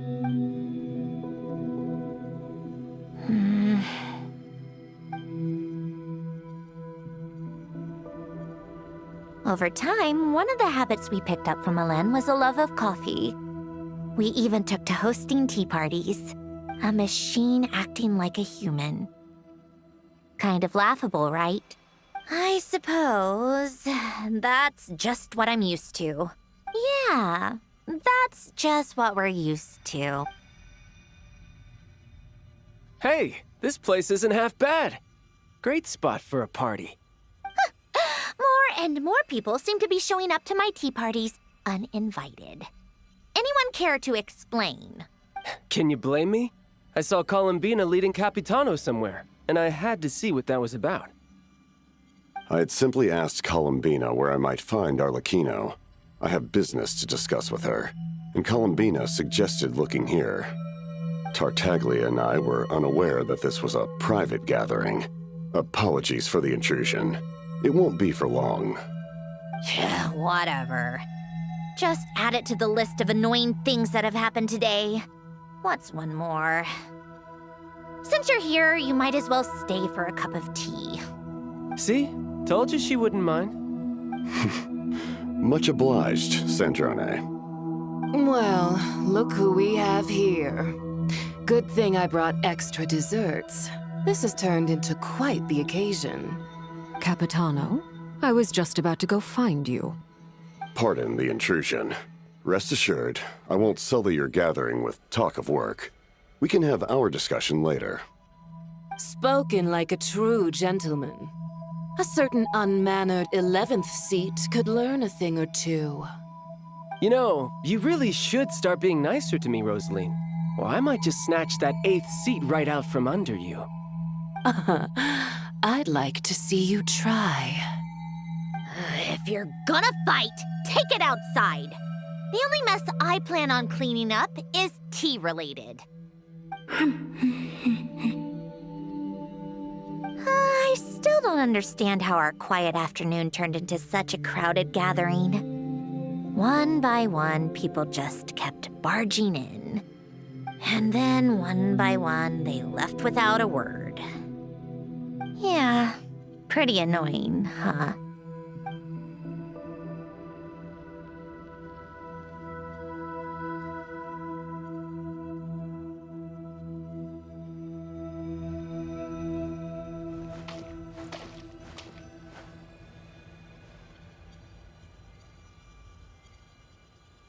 Of all my days with the Fatui, the times I spent with you, Arlecchino, and Rosaline, they were my favorite. Goodbye, Sandrone.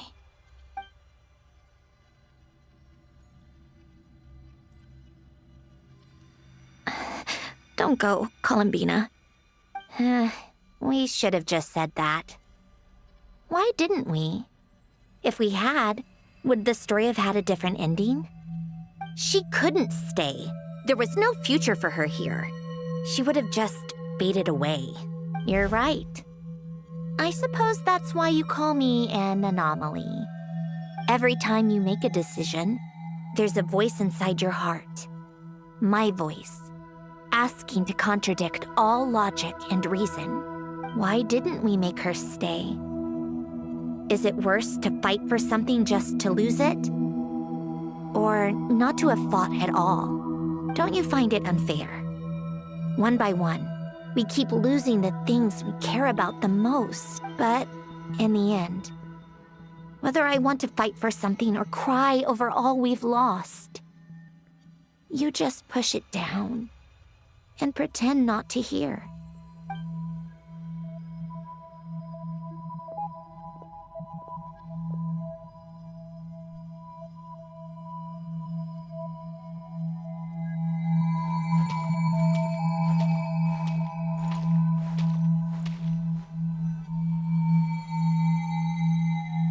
And now, even Polonia, the other half of Elend's legacy, the last remaining member of our family, even Polonia is no longer with us.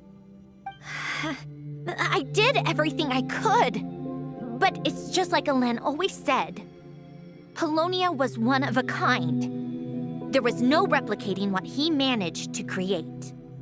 Don't you feel like our connection to the past is fading bit by bit? Like, even the things we have left are slowly slipping away. I suppose. But you can't move through life without having to say goodbye. And even as we experience loss, there are always new things to be gained. Ever so logical. What's your take, then? It feels like the more I care about something, the faster the world takes it away. It sounds so stupid, but I can't help it. That's the hand life has dealt me time and time again. Why even fight for something that's just going to be lost in the end? Better to never have had it at all. Better if it would all just disappear. Dark, I know.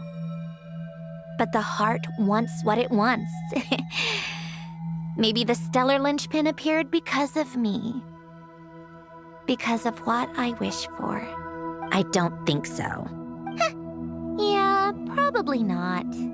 What an anomaly wants goes against all logic and reason after all. Well, go ahead and do what you came for. You're here to resolve the anomaly, aren't you?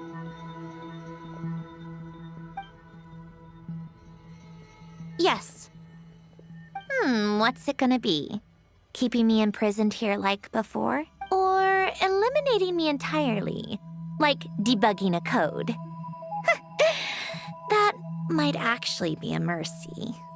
I don't care. I just don't want to experience the pain of loss ever again. Go ahead. I'm ready.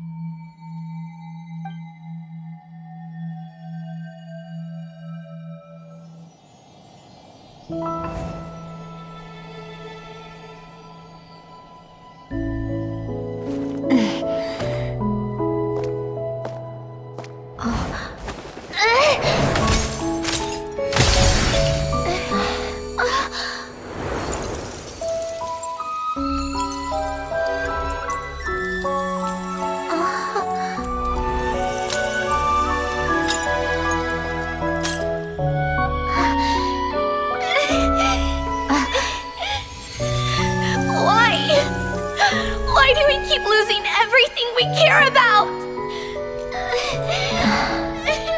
I know it hurts, but that's life.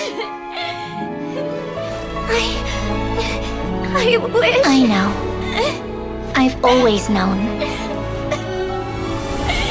Because we've been one all along.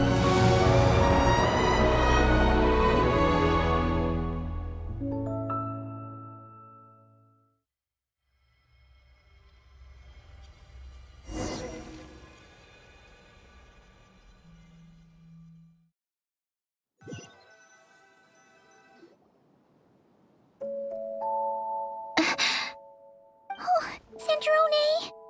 I'm fine. It's okay to cry, you know. Cry? You've gotta be kidding me. Save the comforting for someone who needs it, Paimon. The emotional side of my core algorithm. My emotion module has always been fully developed and operational. Elen tried to tell me that too. I've just chosen to ignore her voice all this time. I suppose. Come to think of it, it's kind of like the aquarium on the ship. The aquarium? The old me took one look at it and saw something I would inevitably lose. So I stopped putting in the effort. Then, one by one, the fish all swam away, and the place became even more bleak and depressing. Pretty pathetic, right? Don't say that. A lot of people would feel the same. It just shows how much you care about what you have. Now?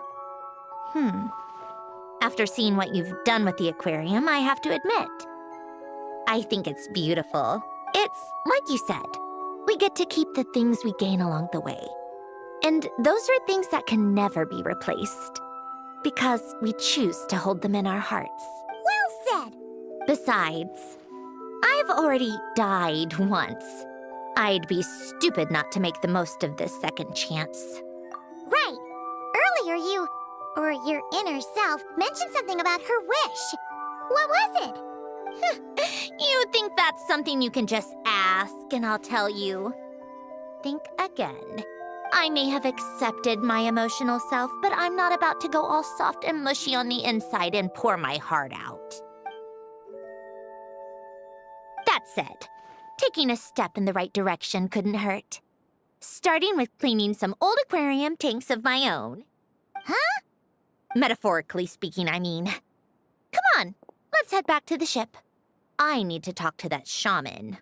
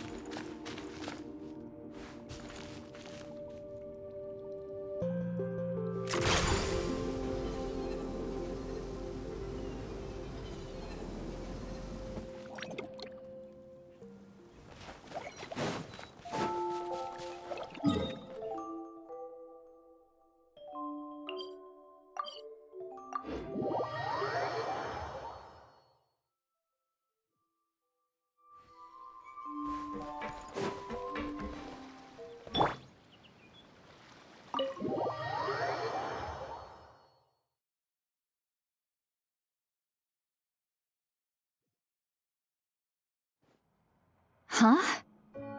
Resentful lost souls? You couldn't get comfortable sleeping near the Opera Epicles, right? Well, I bet that's why. The Fountain of Lucine is where all the water in Fontaine gathers. So that's where the emotions within the water converge as well. Hold on. If it's souls we're dealing with, feeling uncomfortable should have been just the beginning. I should have been able to hear their voices or something. And under normal circumstances, I'm sure someone of your talents would have. The problem is, these souls are no longer complete. Remind me how they ended up like that again? You mentioned something about them being split apart? Yes, it's called soul severing. Renee of the Nartsitzenkreuz Ordo came up with it. After learning of Fontaine's impending doom, Renee thought if he could find a means for the soul to live on in perpetuity, it might ensure the world's salvation. Soul severing was the first step of his research. Unfortunately, his theory of the four orthants was imperfect at the time, and a failure along the way caused his physical form to dissipate. Jakob, another member of the Nartsitzenkreuz Ordo, sought to carry on Renee's legacy and restore his physical form. He even used some of the people who stood in his way as test subjects for his research. By severing their souls? Yes. After Renee successfully awakened, the two continued their research, and all the severed souls ended up merging into Renee's consciousness. After you saved Fontaine by turning Fontainians into true humans, these souls returned to the ley lines. But the souls severed before Renee awakened had nowhere to go, doomed to forever wander the waters of Fontaine as listless spirits. Almost as if they exist outside the bounds of this world. Unrecognized by the ley lines or fate. No wonder I couldn't sense them.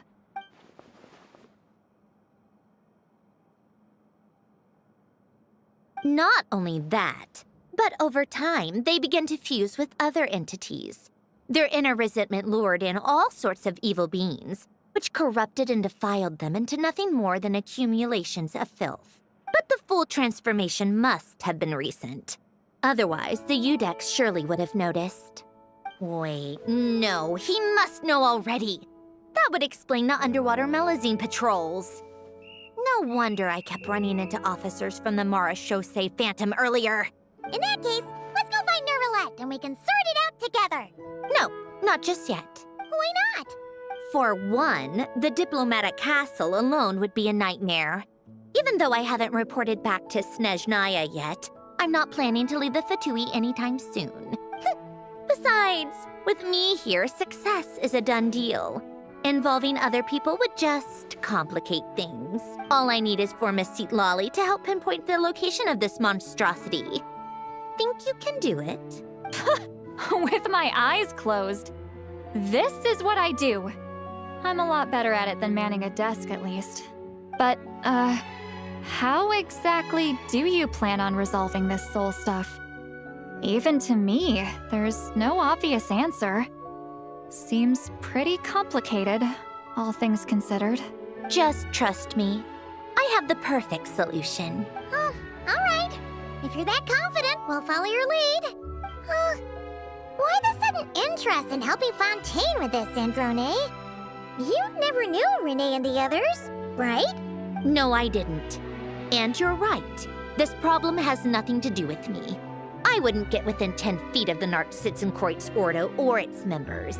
But in his later years, Elen told me he regretted not helping his best friend when he needed it the most. He also felt sorry towards Marianne. for being too lost in his mechanical research to look after her properly. If he were still with us, I think he'd do the same. He might have a few choice words to say about it, but even after everything, he wouldn't leave his friend's mess for someone else to clean up. Friends shouldn't hold grudges or leave behind regrets. Fixing what happened between him and Renee was one of his greatest wishes. All I'm doing is fulfilling it in his stead. You know, you really do seem a little different now. You mean everything that just happened wasn't for nothing? Why, thank you for pointing out the obvious, Paimon.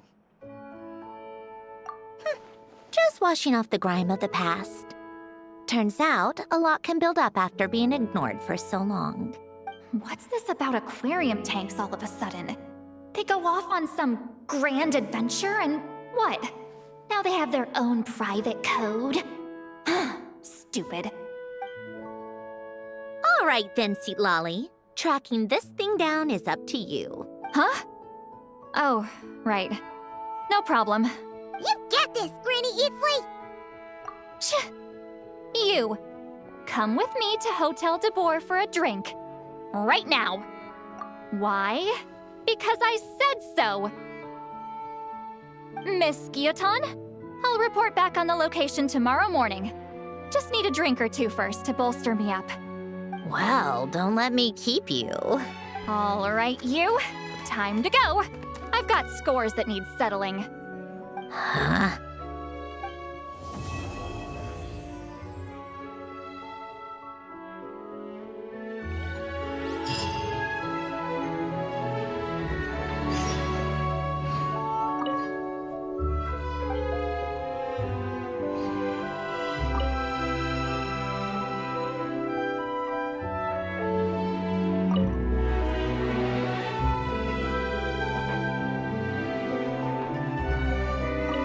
Listless, abandoned souls. An accumulation of resentment and filth.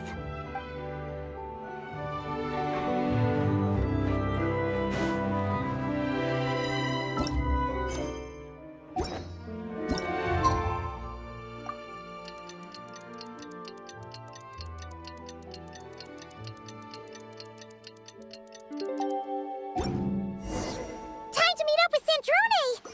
Wonder if Seatlolly was able to pinpoint the location.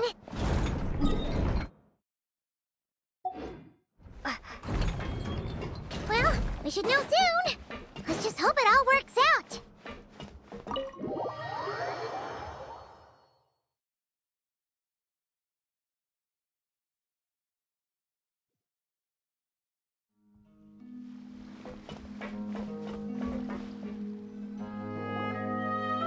Seatlolly sure drank a lot last night, huh?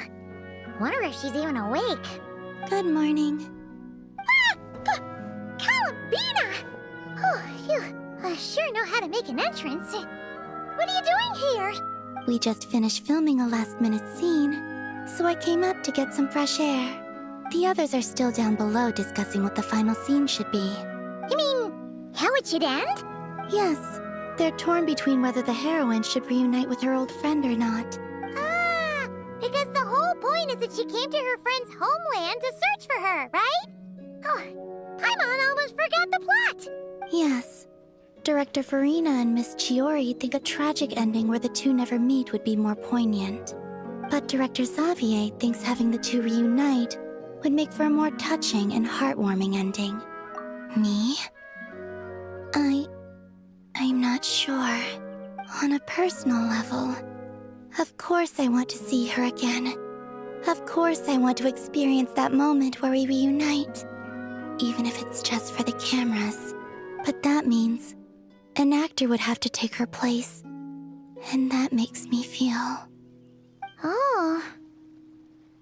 Huh? Yeah, don't look so worried. Making a film is supposed to be fun. But besides, it's all gonna work out. You can trust Paimon on that. Work out? How? Well, you know. Yep, exactly. Okay. I trust you. I'll just focus on having fun for now. Well, well, look who we have here. Traveler and Paimon. Oh, the lighting specialist and clapper loader that never were. Yeah. We kind of went AWOL, didn't we? Sorry about that. Seriously, don't worry about it. Everything's going smoothly on our end, so just do what you need to do. You seem to be in better spirits now, Miss Columbina. I apologize if our earlier discussion put you on the spot. It's okay. I'm fine now. The Traveler in Paimon talked me through it. So, what are your thoughts on the ending then? Should we have them reunite or not? We should tie everything up in bows. Huh?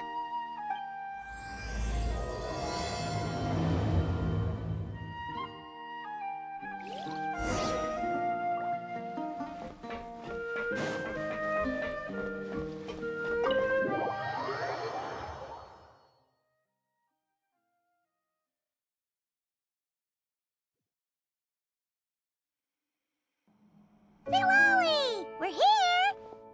Oh, right on time. Well, yeah.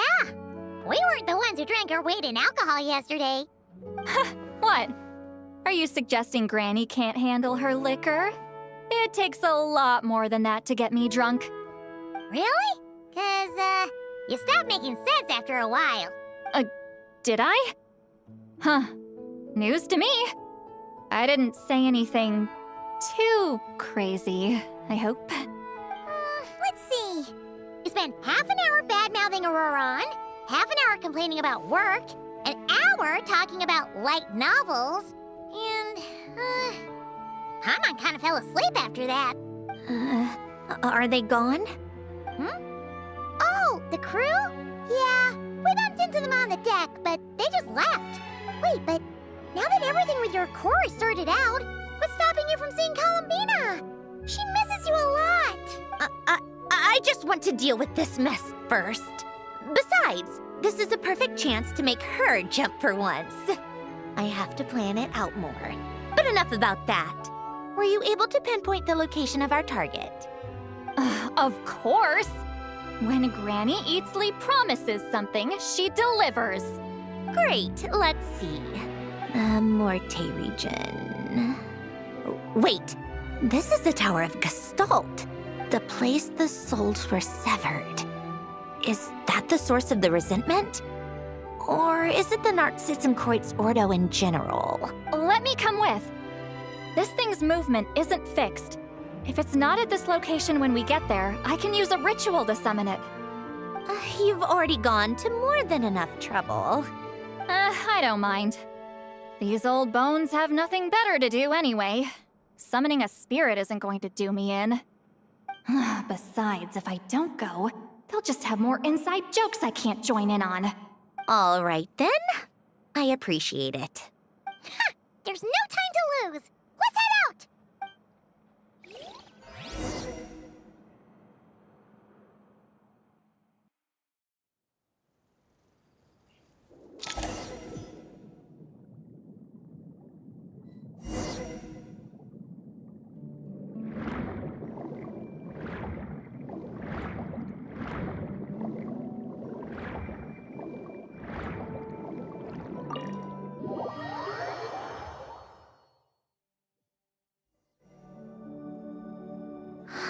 No sign of it so far. Should I start the summoning ritual? Let's drain the water from this floor of the tower first. It'll make it easier to move around. Wait, we can do that? Of course. Alan and Renee both saw the future that awaited Fontaine and even shared a few methods for waterproofing buildings. The principle behind it is, not important. Just unlock the mechanisms in the order I tell you.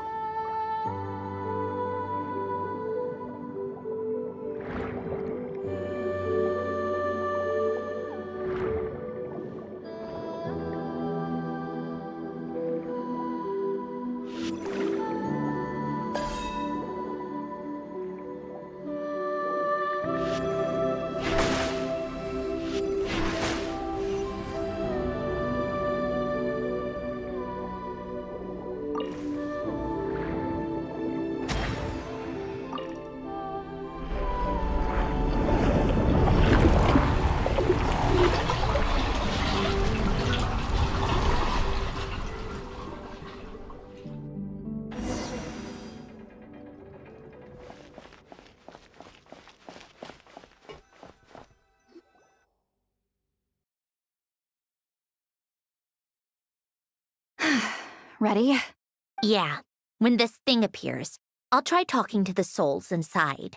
But more than likely, they've already been driven to madness. If communication fails, we'll have a battle on our hands. In that case, Paimon better find a hiding spot. If a fight does break out, I should be the one to deliver the final blow. Trust me on that. Understood. All right, I need quiet. Wandering spirits, drifting along the tides. Hear me now. Broken souls, silenced, torn apart, and forsaken. Follow the traces of the past and return to us.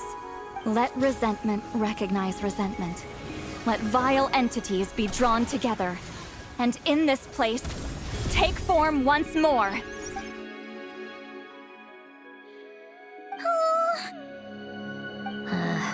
What now? Is that it? This is exactly why I deal in math, not magic. How are we supposed to know what stage the spell is at? It's like there's no logic to speak of. Mechanical science is so much easier to... Watch out! Hey, you! Or whoever's inside of you. I need you to listen to me. I'm a descendant of Fontaine's Lord Artificer, Hélène Guillotin. I can make you whole again and return you to the ley lines. You just need to work with me here. Cinderoni! Looks like talking this out is off the table. All right, plan B. Time to blow off some steam.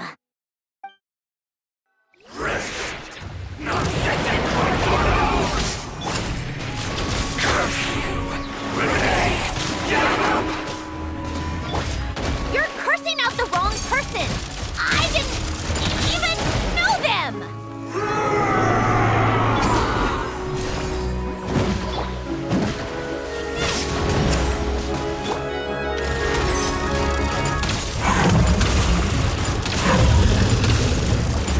Take a break. A spot of tea time entertainment. Yeah. Show no mercy!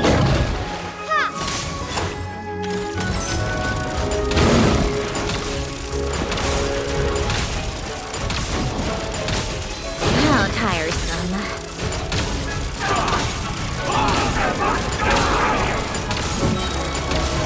Most of them already did. But you still have a chance to return to the ley lines and reunite with your families. Just work with me here!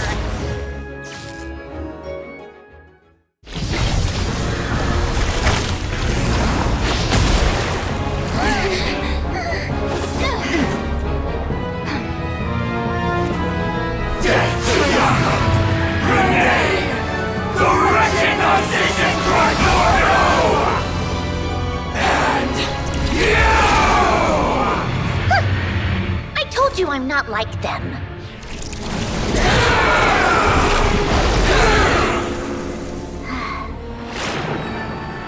I'm stronger. Inverted. World formula. Reversion.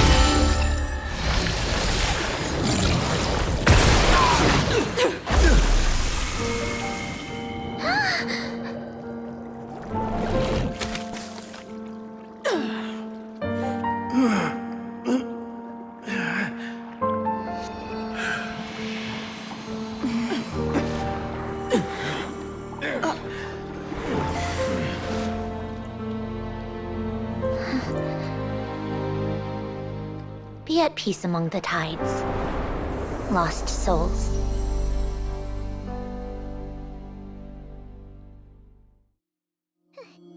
Is it over? Yep, told you it'd be a piece of cake. How did you do that back there? That creature was nothing special.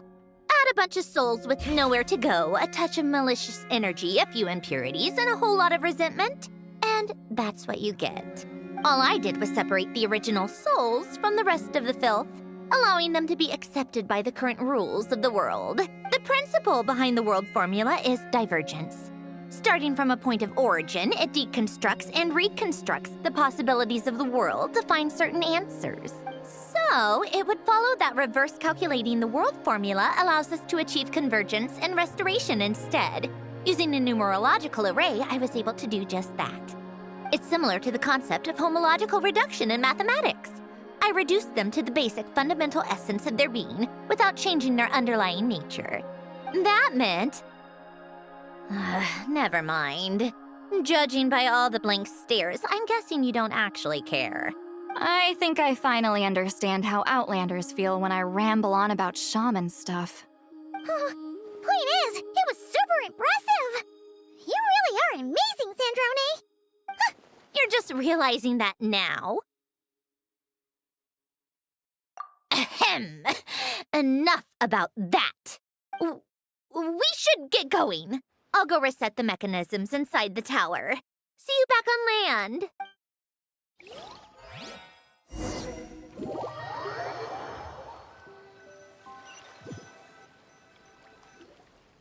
Well, that's one old mess for the books. Glad to have that over and done with. Feels nice to do a good deed every once in a while. You helped everyone out a bunch in Not Cry, too. Kinda seems like you're just a good person at heart. I wouldn't be so sure. I'll be heading back to the Fatui soon enough. You two are too trusting sometimes. Fine. Just don't say I didn't warn you when it comes back to bite you. Well, where to next? Back to the ship? Yeah, your personal business, the Narcitsan thing, it's all resolved. That means you can see the people that need seeing now, right, Sandrone? Everyone's gonna be so happy you're back! You wouldn't catch me dead admitting to this before, but... yeah, I really have missed everyone. Columbina's a special case, though. This time, I'm definitely getting her back for all her annoying antics over the years.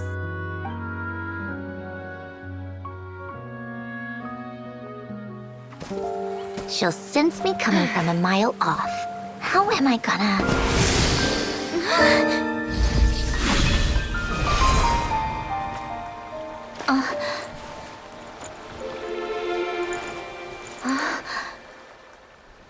Sandrone?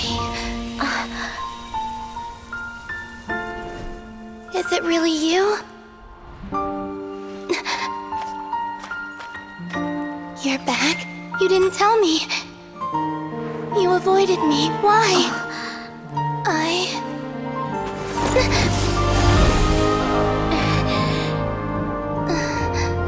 Sandrone? Now we're even. I missed you so much. That makes one of us, idiot. I'm here, Columbina.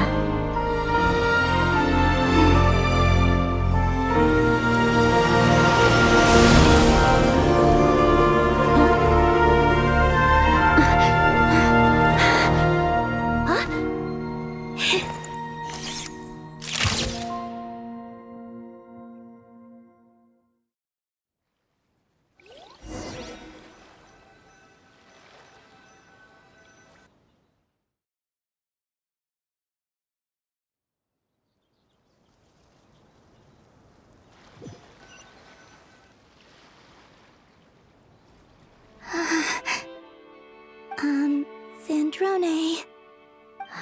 Don't ruin the moment. Or I'll start thinking about how you teleported me to a random location after I explicitly told you to stop doing that. And scene!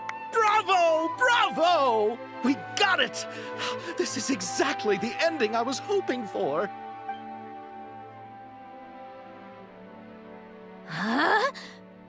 Where did you just go, Miss Columbina? You vanished, and then the next second you were back hugging this, new friend here. That was all on camera? Yeah. Well, the camera was already rolling and it happened so fast, so... yeah. Hold on. This must be... Yep, my best friend. The one I was looking for. I never thought I'd actually get to see her again. I'm just so happy. Plus, the film got a happy ending too. It's all thanks to you, Sandrone. Sandrone? You couldn't stop being annoying for 1 second! Colin Bean! Ah!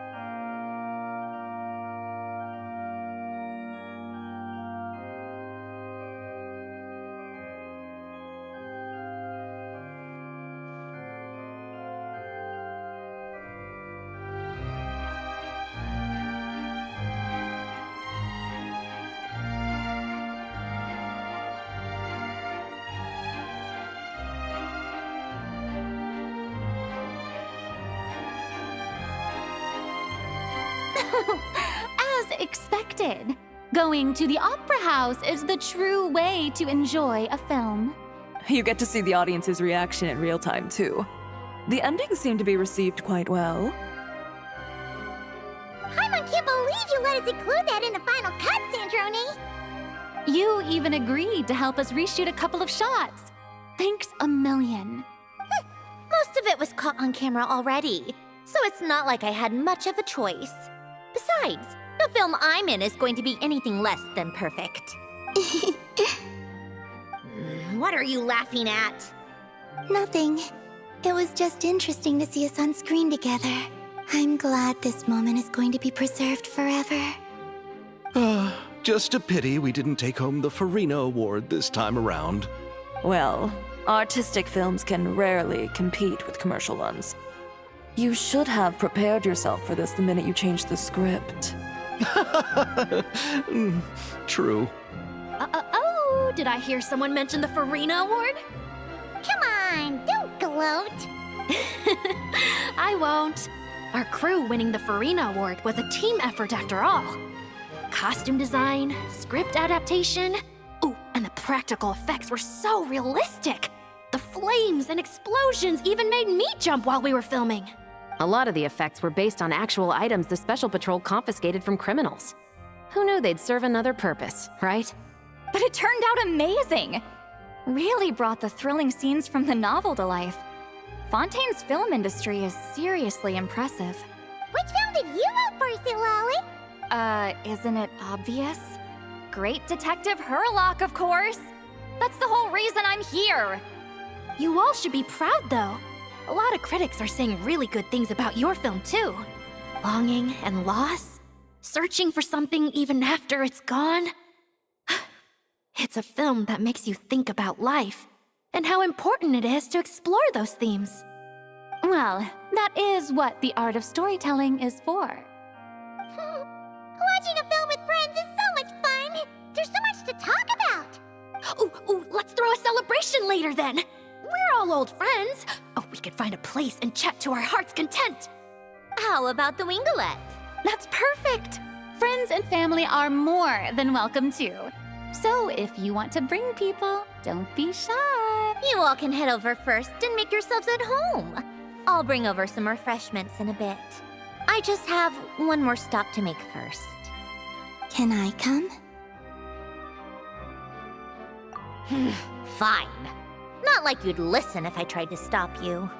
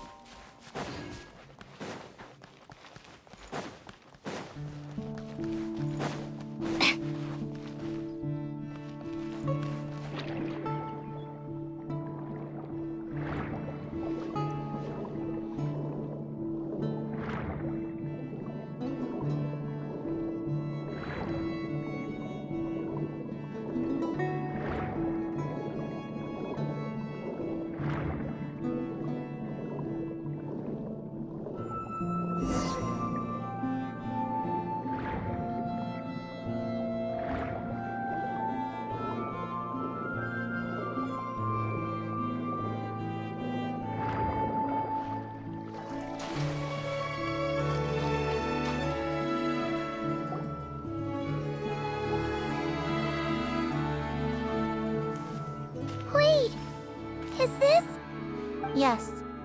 Here lies Lord Artificer, Elaine Gaeltan. This is his grave. Oh. I'm sorry, Ellen. I'm sorry this is the first time I've been back since leaving Fontaine. I should have come to see you more often. I got your gift. I even cleaned up one of the Nartsitzenkreuz Ordo's messes along the way. Our home is just as quiet and warm as it always was. The flowers in the garden are still thriving. I'll make sure to tend to them more often from now on. Polonia received irreparable damage in battle. I should have taken better care of your invention. I'm sorry.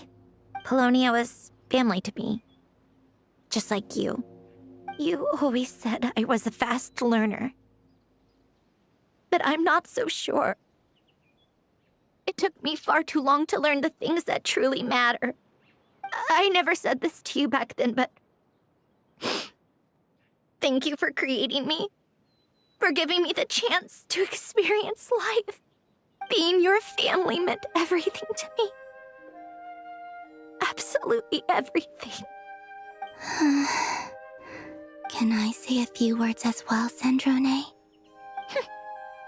Don't need my permission. Hello, Mr. Gaeltan. I'm Sandrone's friend. You don't need to worry. Sandrone is doing great.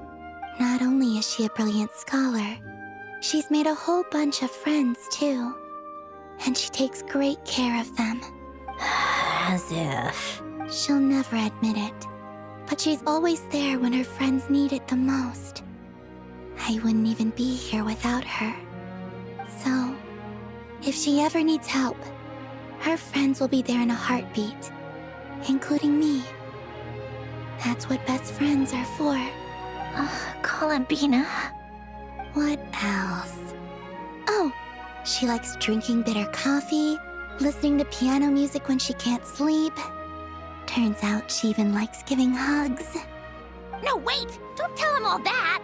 Huh? I don't understand. I didn't think you'd want to hide things from him. Well, yeah.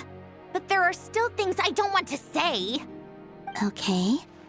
I'll come by myself and tell him for you then. That's not what I meant! All right. Enough with the speeches. If no one has anything else to add, let's just leave it there. Should we say a few words too? Kinda seems like Columbina said it all. Oh, great idea!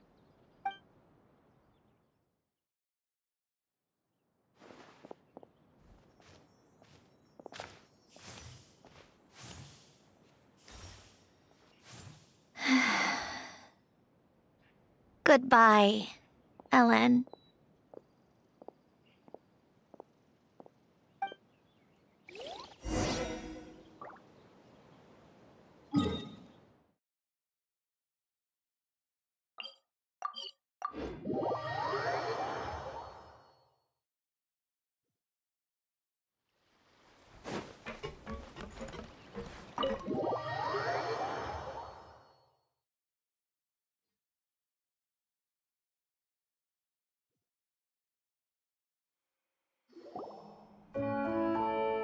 You made it!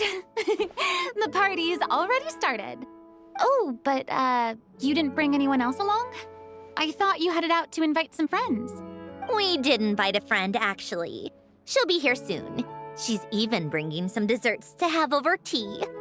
You should join us later, Miss Farina. I do love a tea party. Then don't mind if I do. This seems like a fun occasion. Let's go talk with everyone. Good idea! We'll introduce you to all our old friends.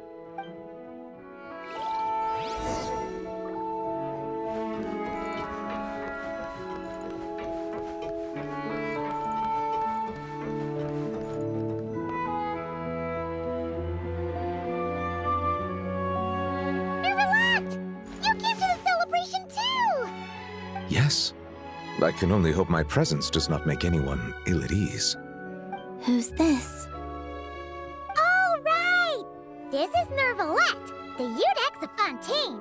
And this is Columbina Padrone! Greetings. Hello. These two must be the Fatus and former Fatus related to the recent incident in Nordcry. I read about them in the diplomatic report. The Udex? Oh, the dragon that cries a lot. Oh, well... Jeez, Columbina. That's your takeaway from all those Fatui meetings? Seriously? Is that truly how I'm portrayed in the Fatui's intelligence? You must put a lot of people in prison then. Well, it would be more accurate to say I pass judgment on their crimes. All trials in Fontaine strive for fairness and justice, so as to avoid imprisoning the innocent. So, only the people who deserve it get sent to prison. Well, deserve is quite a subjective metric, is it not? At the very least, I can promise that in every trial over which I preside, I make every effort to deliver a fair verdict.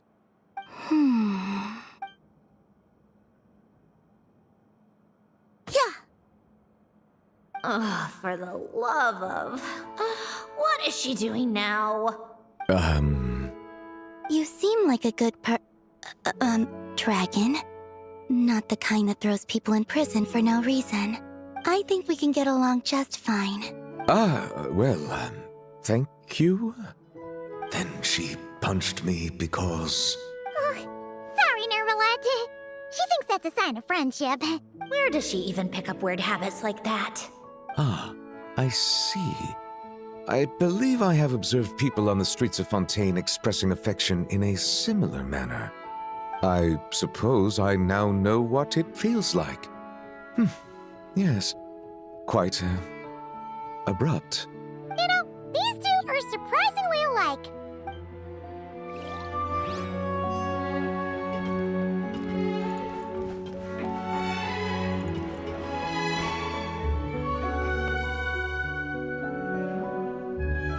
You made it.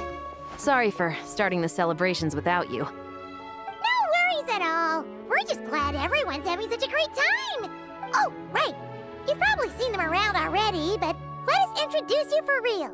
This is... Miss Columbina and Miss Guillotin, right? Oh, we saw the film you were in. It was so touching. Yep. This one started bawling her eyes out right next to me in the theater. I know. I didn't bring nearly enough tissues. Thanks. We saw your film too. I memorized all your names. Oh, guess we can skip the introductions then. Our effects were pretty over the top, right? Some of the extras in the big scenes were actual members of the Spina di Rosula. So basically, your contribution was creating realistic-looking chaos. That wasn't the only realistic aspect. Miss Chevreuse and Miss Emily were also kind enough to lend their expertise on criminal investigations and forensics. Oh, it was nothing. I was just honored to take part and help out. Wow! No wonder your film turned out so good. You basically had an expert in every field. Talk about a stacked crew. Oh, speaking of, want to join in on a round of tabletop troupe later, Miss Columbina and Miss Guillotin? I mean, what better place for a party than a party? Here we go again. That sounds interesting. Yes! Persuasion successful! What about you, Miss Guillotin? I guess one round couldn't hurt. Critical success!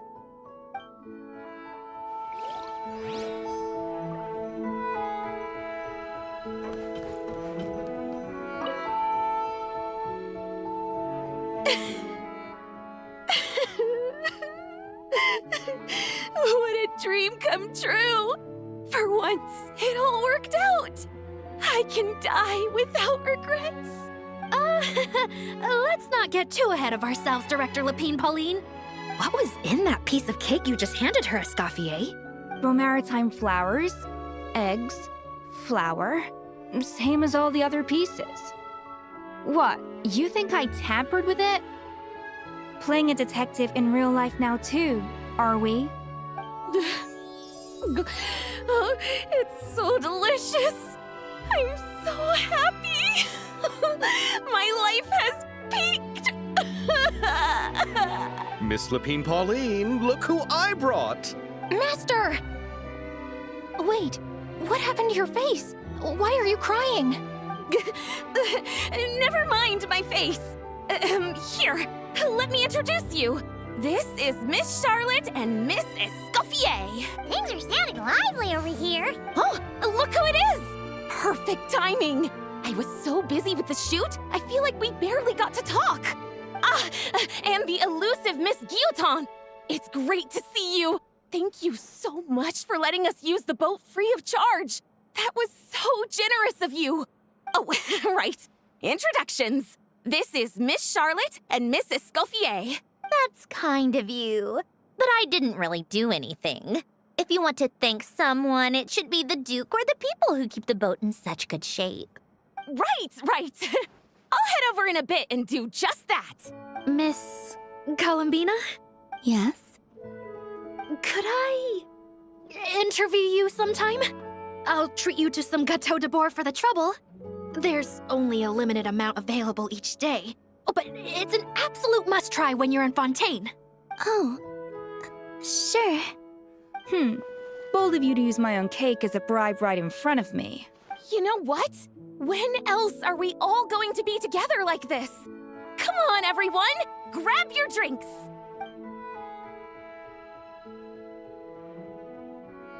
Are we going to toast? Yup! Come on! Sante!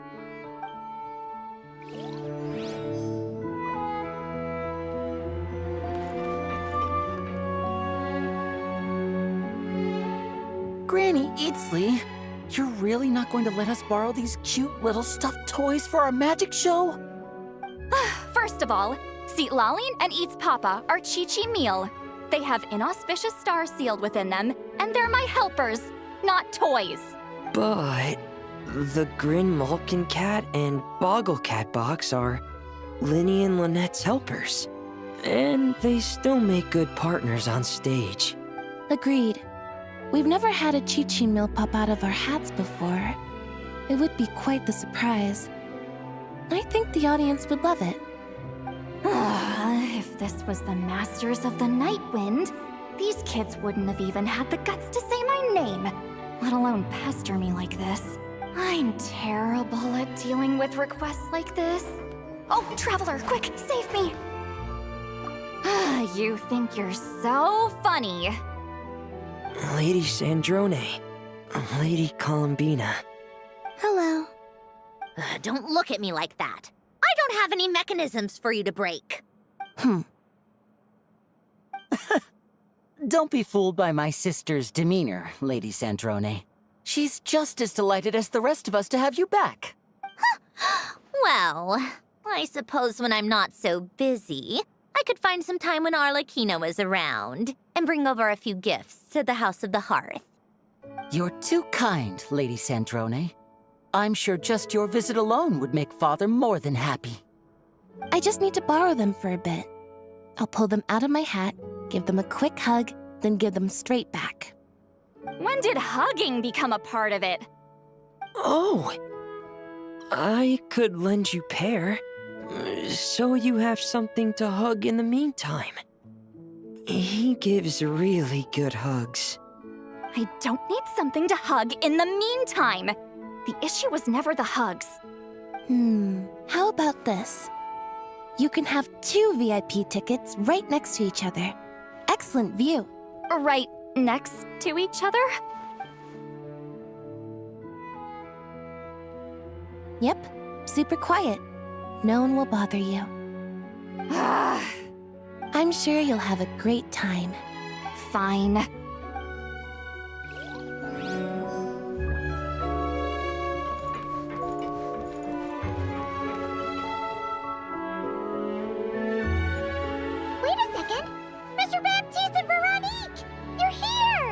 Friends of yours? Veronique is the prop manager for Musketeer Pictures, and Mr. Baptiste is the author of The 2 Musketeers. Yeah, former prop manager. Now we're just 2 criminals serving our time. Thanks to Duke Risley and Nurse Sijuin looking out for us. Not too bad, actually. You make it sound like I'm giving you special treatment. I just think the method of justice you chose to pursue is one people can respect. You are far too modest, Your Grace. The only reason we were even able to come to the surface for the festival is because you fought for it. It's also just good for the physical and mental health of the prisoners in general. Anyway, I suppose I have you to thank for keeping the winglet in such good shape. I never knew she could look so striking. I didn't do anything special. It was mostly the Traveler and the others. Don't sell yourself short, Miss Guillotin. You are the current captain, after all. In light of that, I have to ask, do you mind if I leave up some of the installations so the people back at the fortress can also enjoy the aquarium? Huh? Like I said before, I just think it would be good for the inmates who clean and maintain the winglet to see their work put to good use. Besides, maintaining an aquarium is sure to be a lot more interesting than scrubbing rust off the walls and deck. Of course I don't mind. I'm grateful you even want to keep it. Great. Then it's decided. That's amazing, Sandrone. We should go hang out at the Fortress of Meripede later, then. You do know you just invited me to hang out in prison, don't you? Oh, looks like Arlecchino's here. Come on, Columbina. Let's go have ourselves a tea party.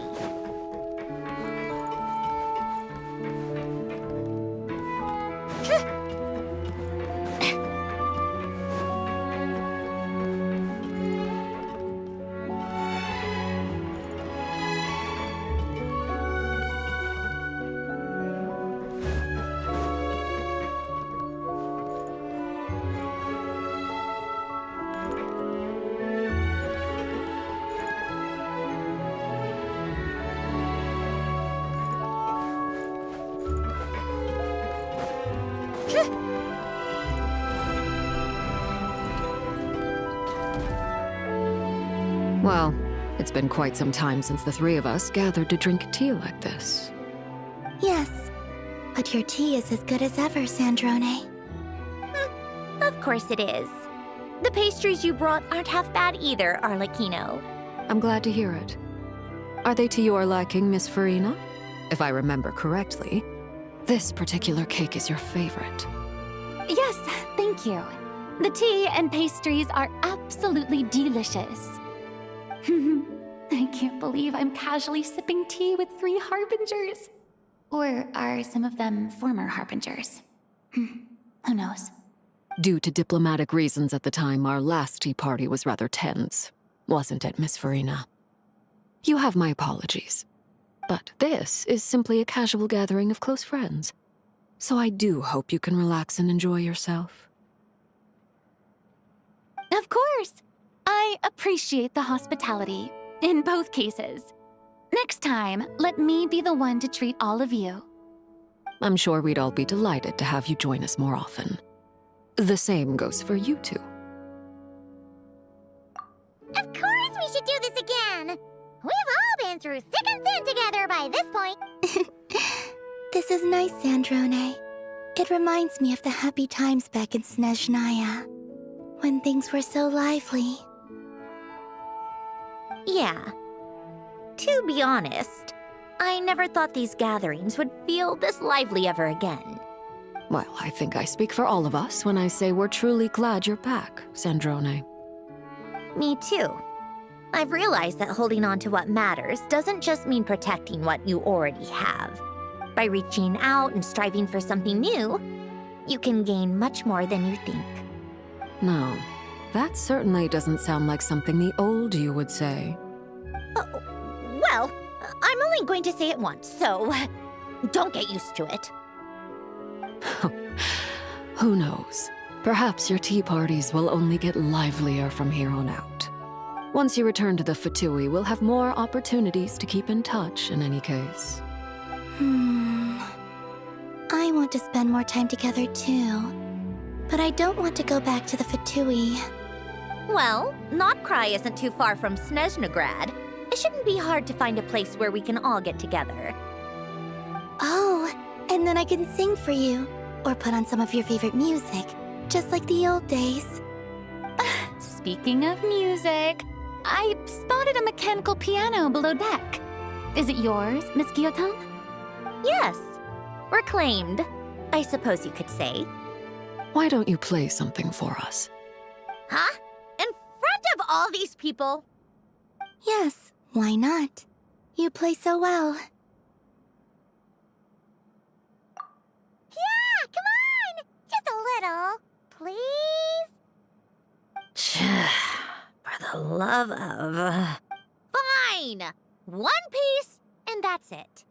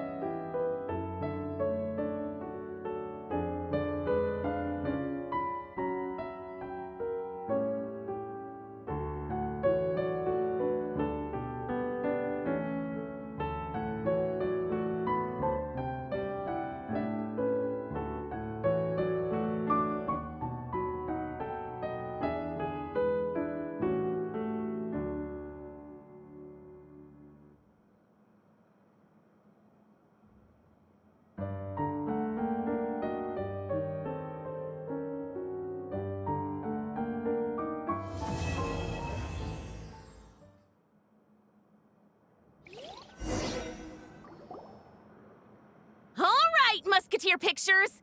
Everyone ready? I'm not sure I should be in this one. Of course you should. You might have primarily helped out another crew this time, but you're still a member of Musketeer Pictures. All right, thanks. I'll still stand a bit off to the side, though. Can I be in the picture too? Of course, Miss Veronique. I would have loved to have you in the last one, too, if circumstances had allowed it. Thank you, Director Xavier. Do I really have to be front and center? You're one of the lead actors! Of course you do! Nervous, Sandrone? No. All right, look at the camera. And 3, 2, 1. Musketeer Pictures!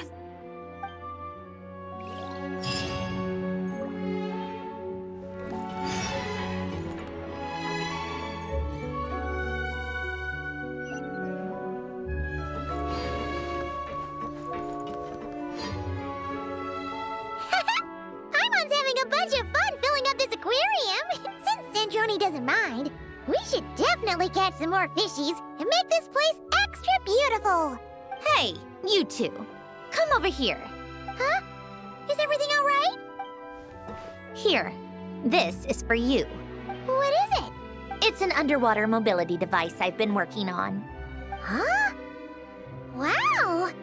That's so kind of you, Sandrone. It's just a simple mechanical device. I saw the way you were catching fish and... how should I put this? It seemed somewhat...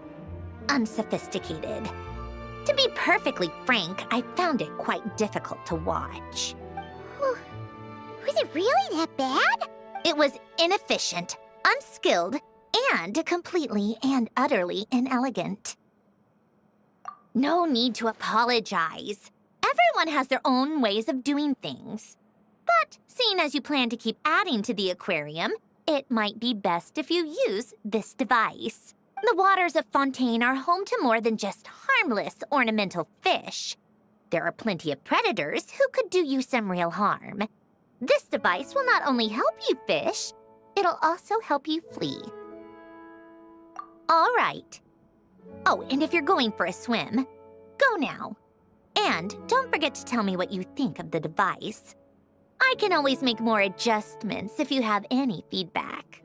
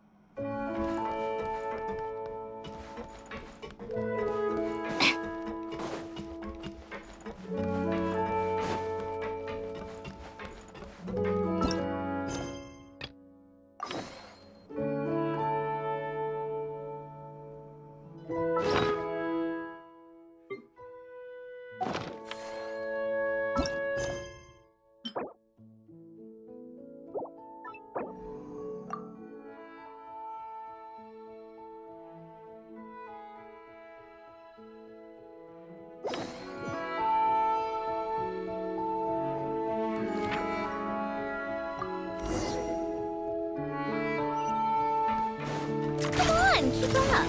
Pick up the pace.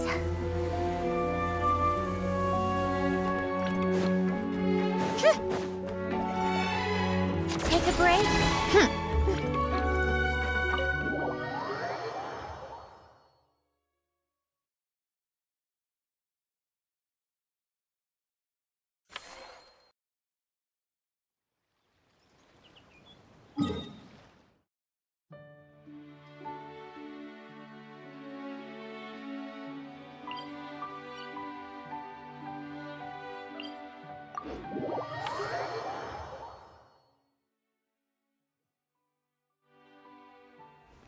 Come on, keep up.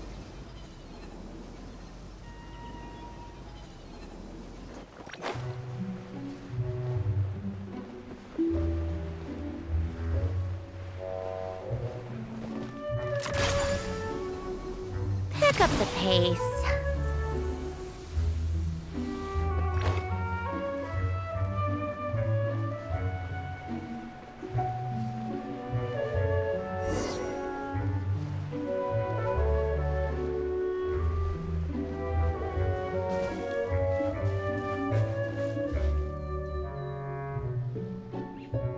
Oh, you're here. Hiya, Sandrone! Huh? Didn't your letter say we were having a tea party? How come there's nothing here? Don't tell Paimon this is a snack-free get-together. I bet you'd love that, Paimon.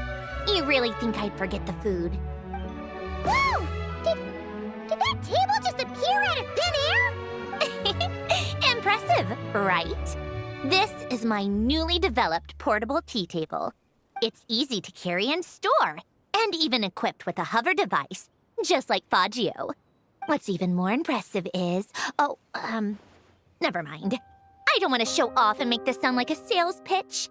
You can check it out for yourselves. Here, I've prepared some tea and snacks. These are so delicious! You really are a great cook. Naturally. But what inspired you to make something like this? I wanted to be able to enjoy pleasant tea parties with friends wherever they are, of course. I've said this before. Holding on to what you already have isn't the only way to preserve what's precious. Lately, I found myself wanting to go on walks and visit my friends more often. But inviting myself to others' homes and expecting them to prepare tea and treats, then letting them clear the table afterward. It's hardly proper etiquette for a lady. Paimon doesn't think your friends would mind. I mind. Besides, a simple invention like this is no trouble at all for me. I can see you like it. Don't worry, I can make one for you too. Huh? Are you sure that's all right? It's perfectly fine. Like I told you, I can whip up something like this in no time. Don't mention it. You helped me out a lot during the Fontinalia festival. Consider this as thanks.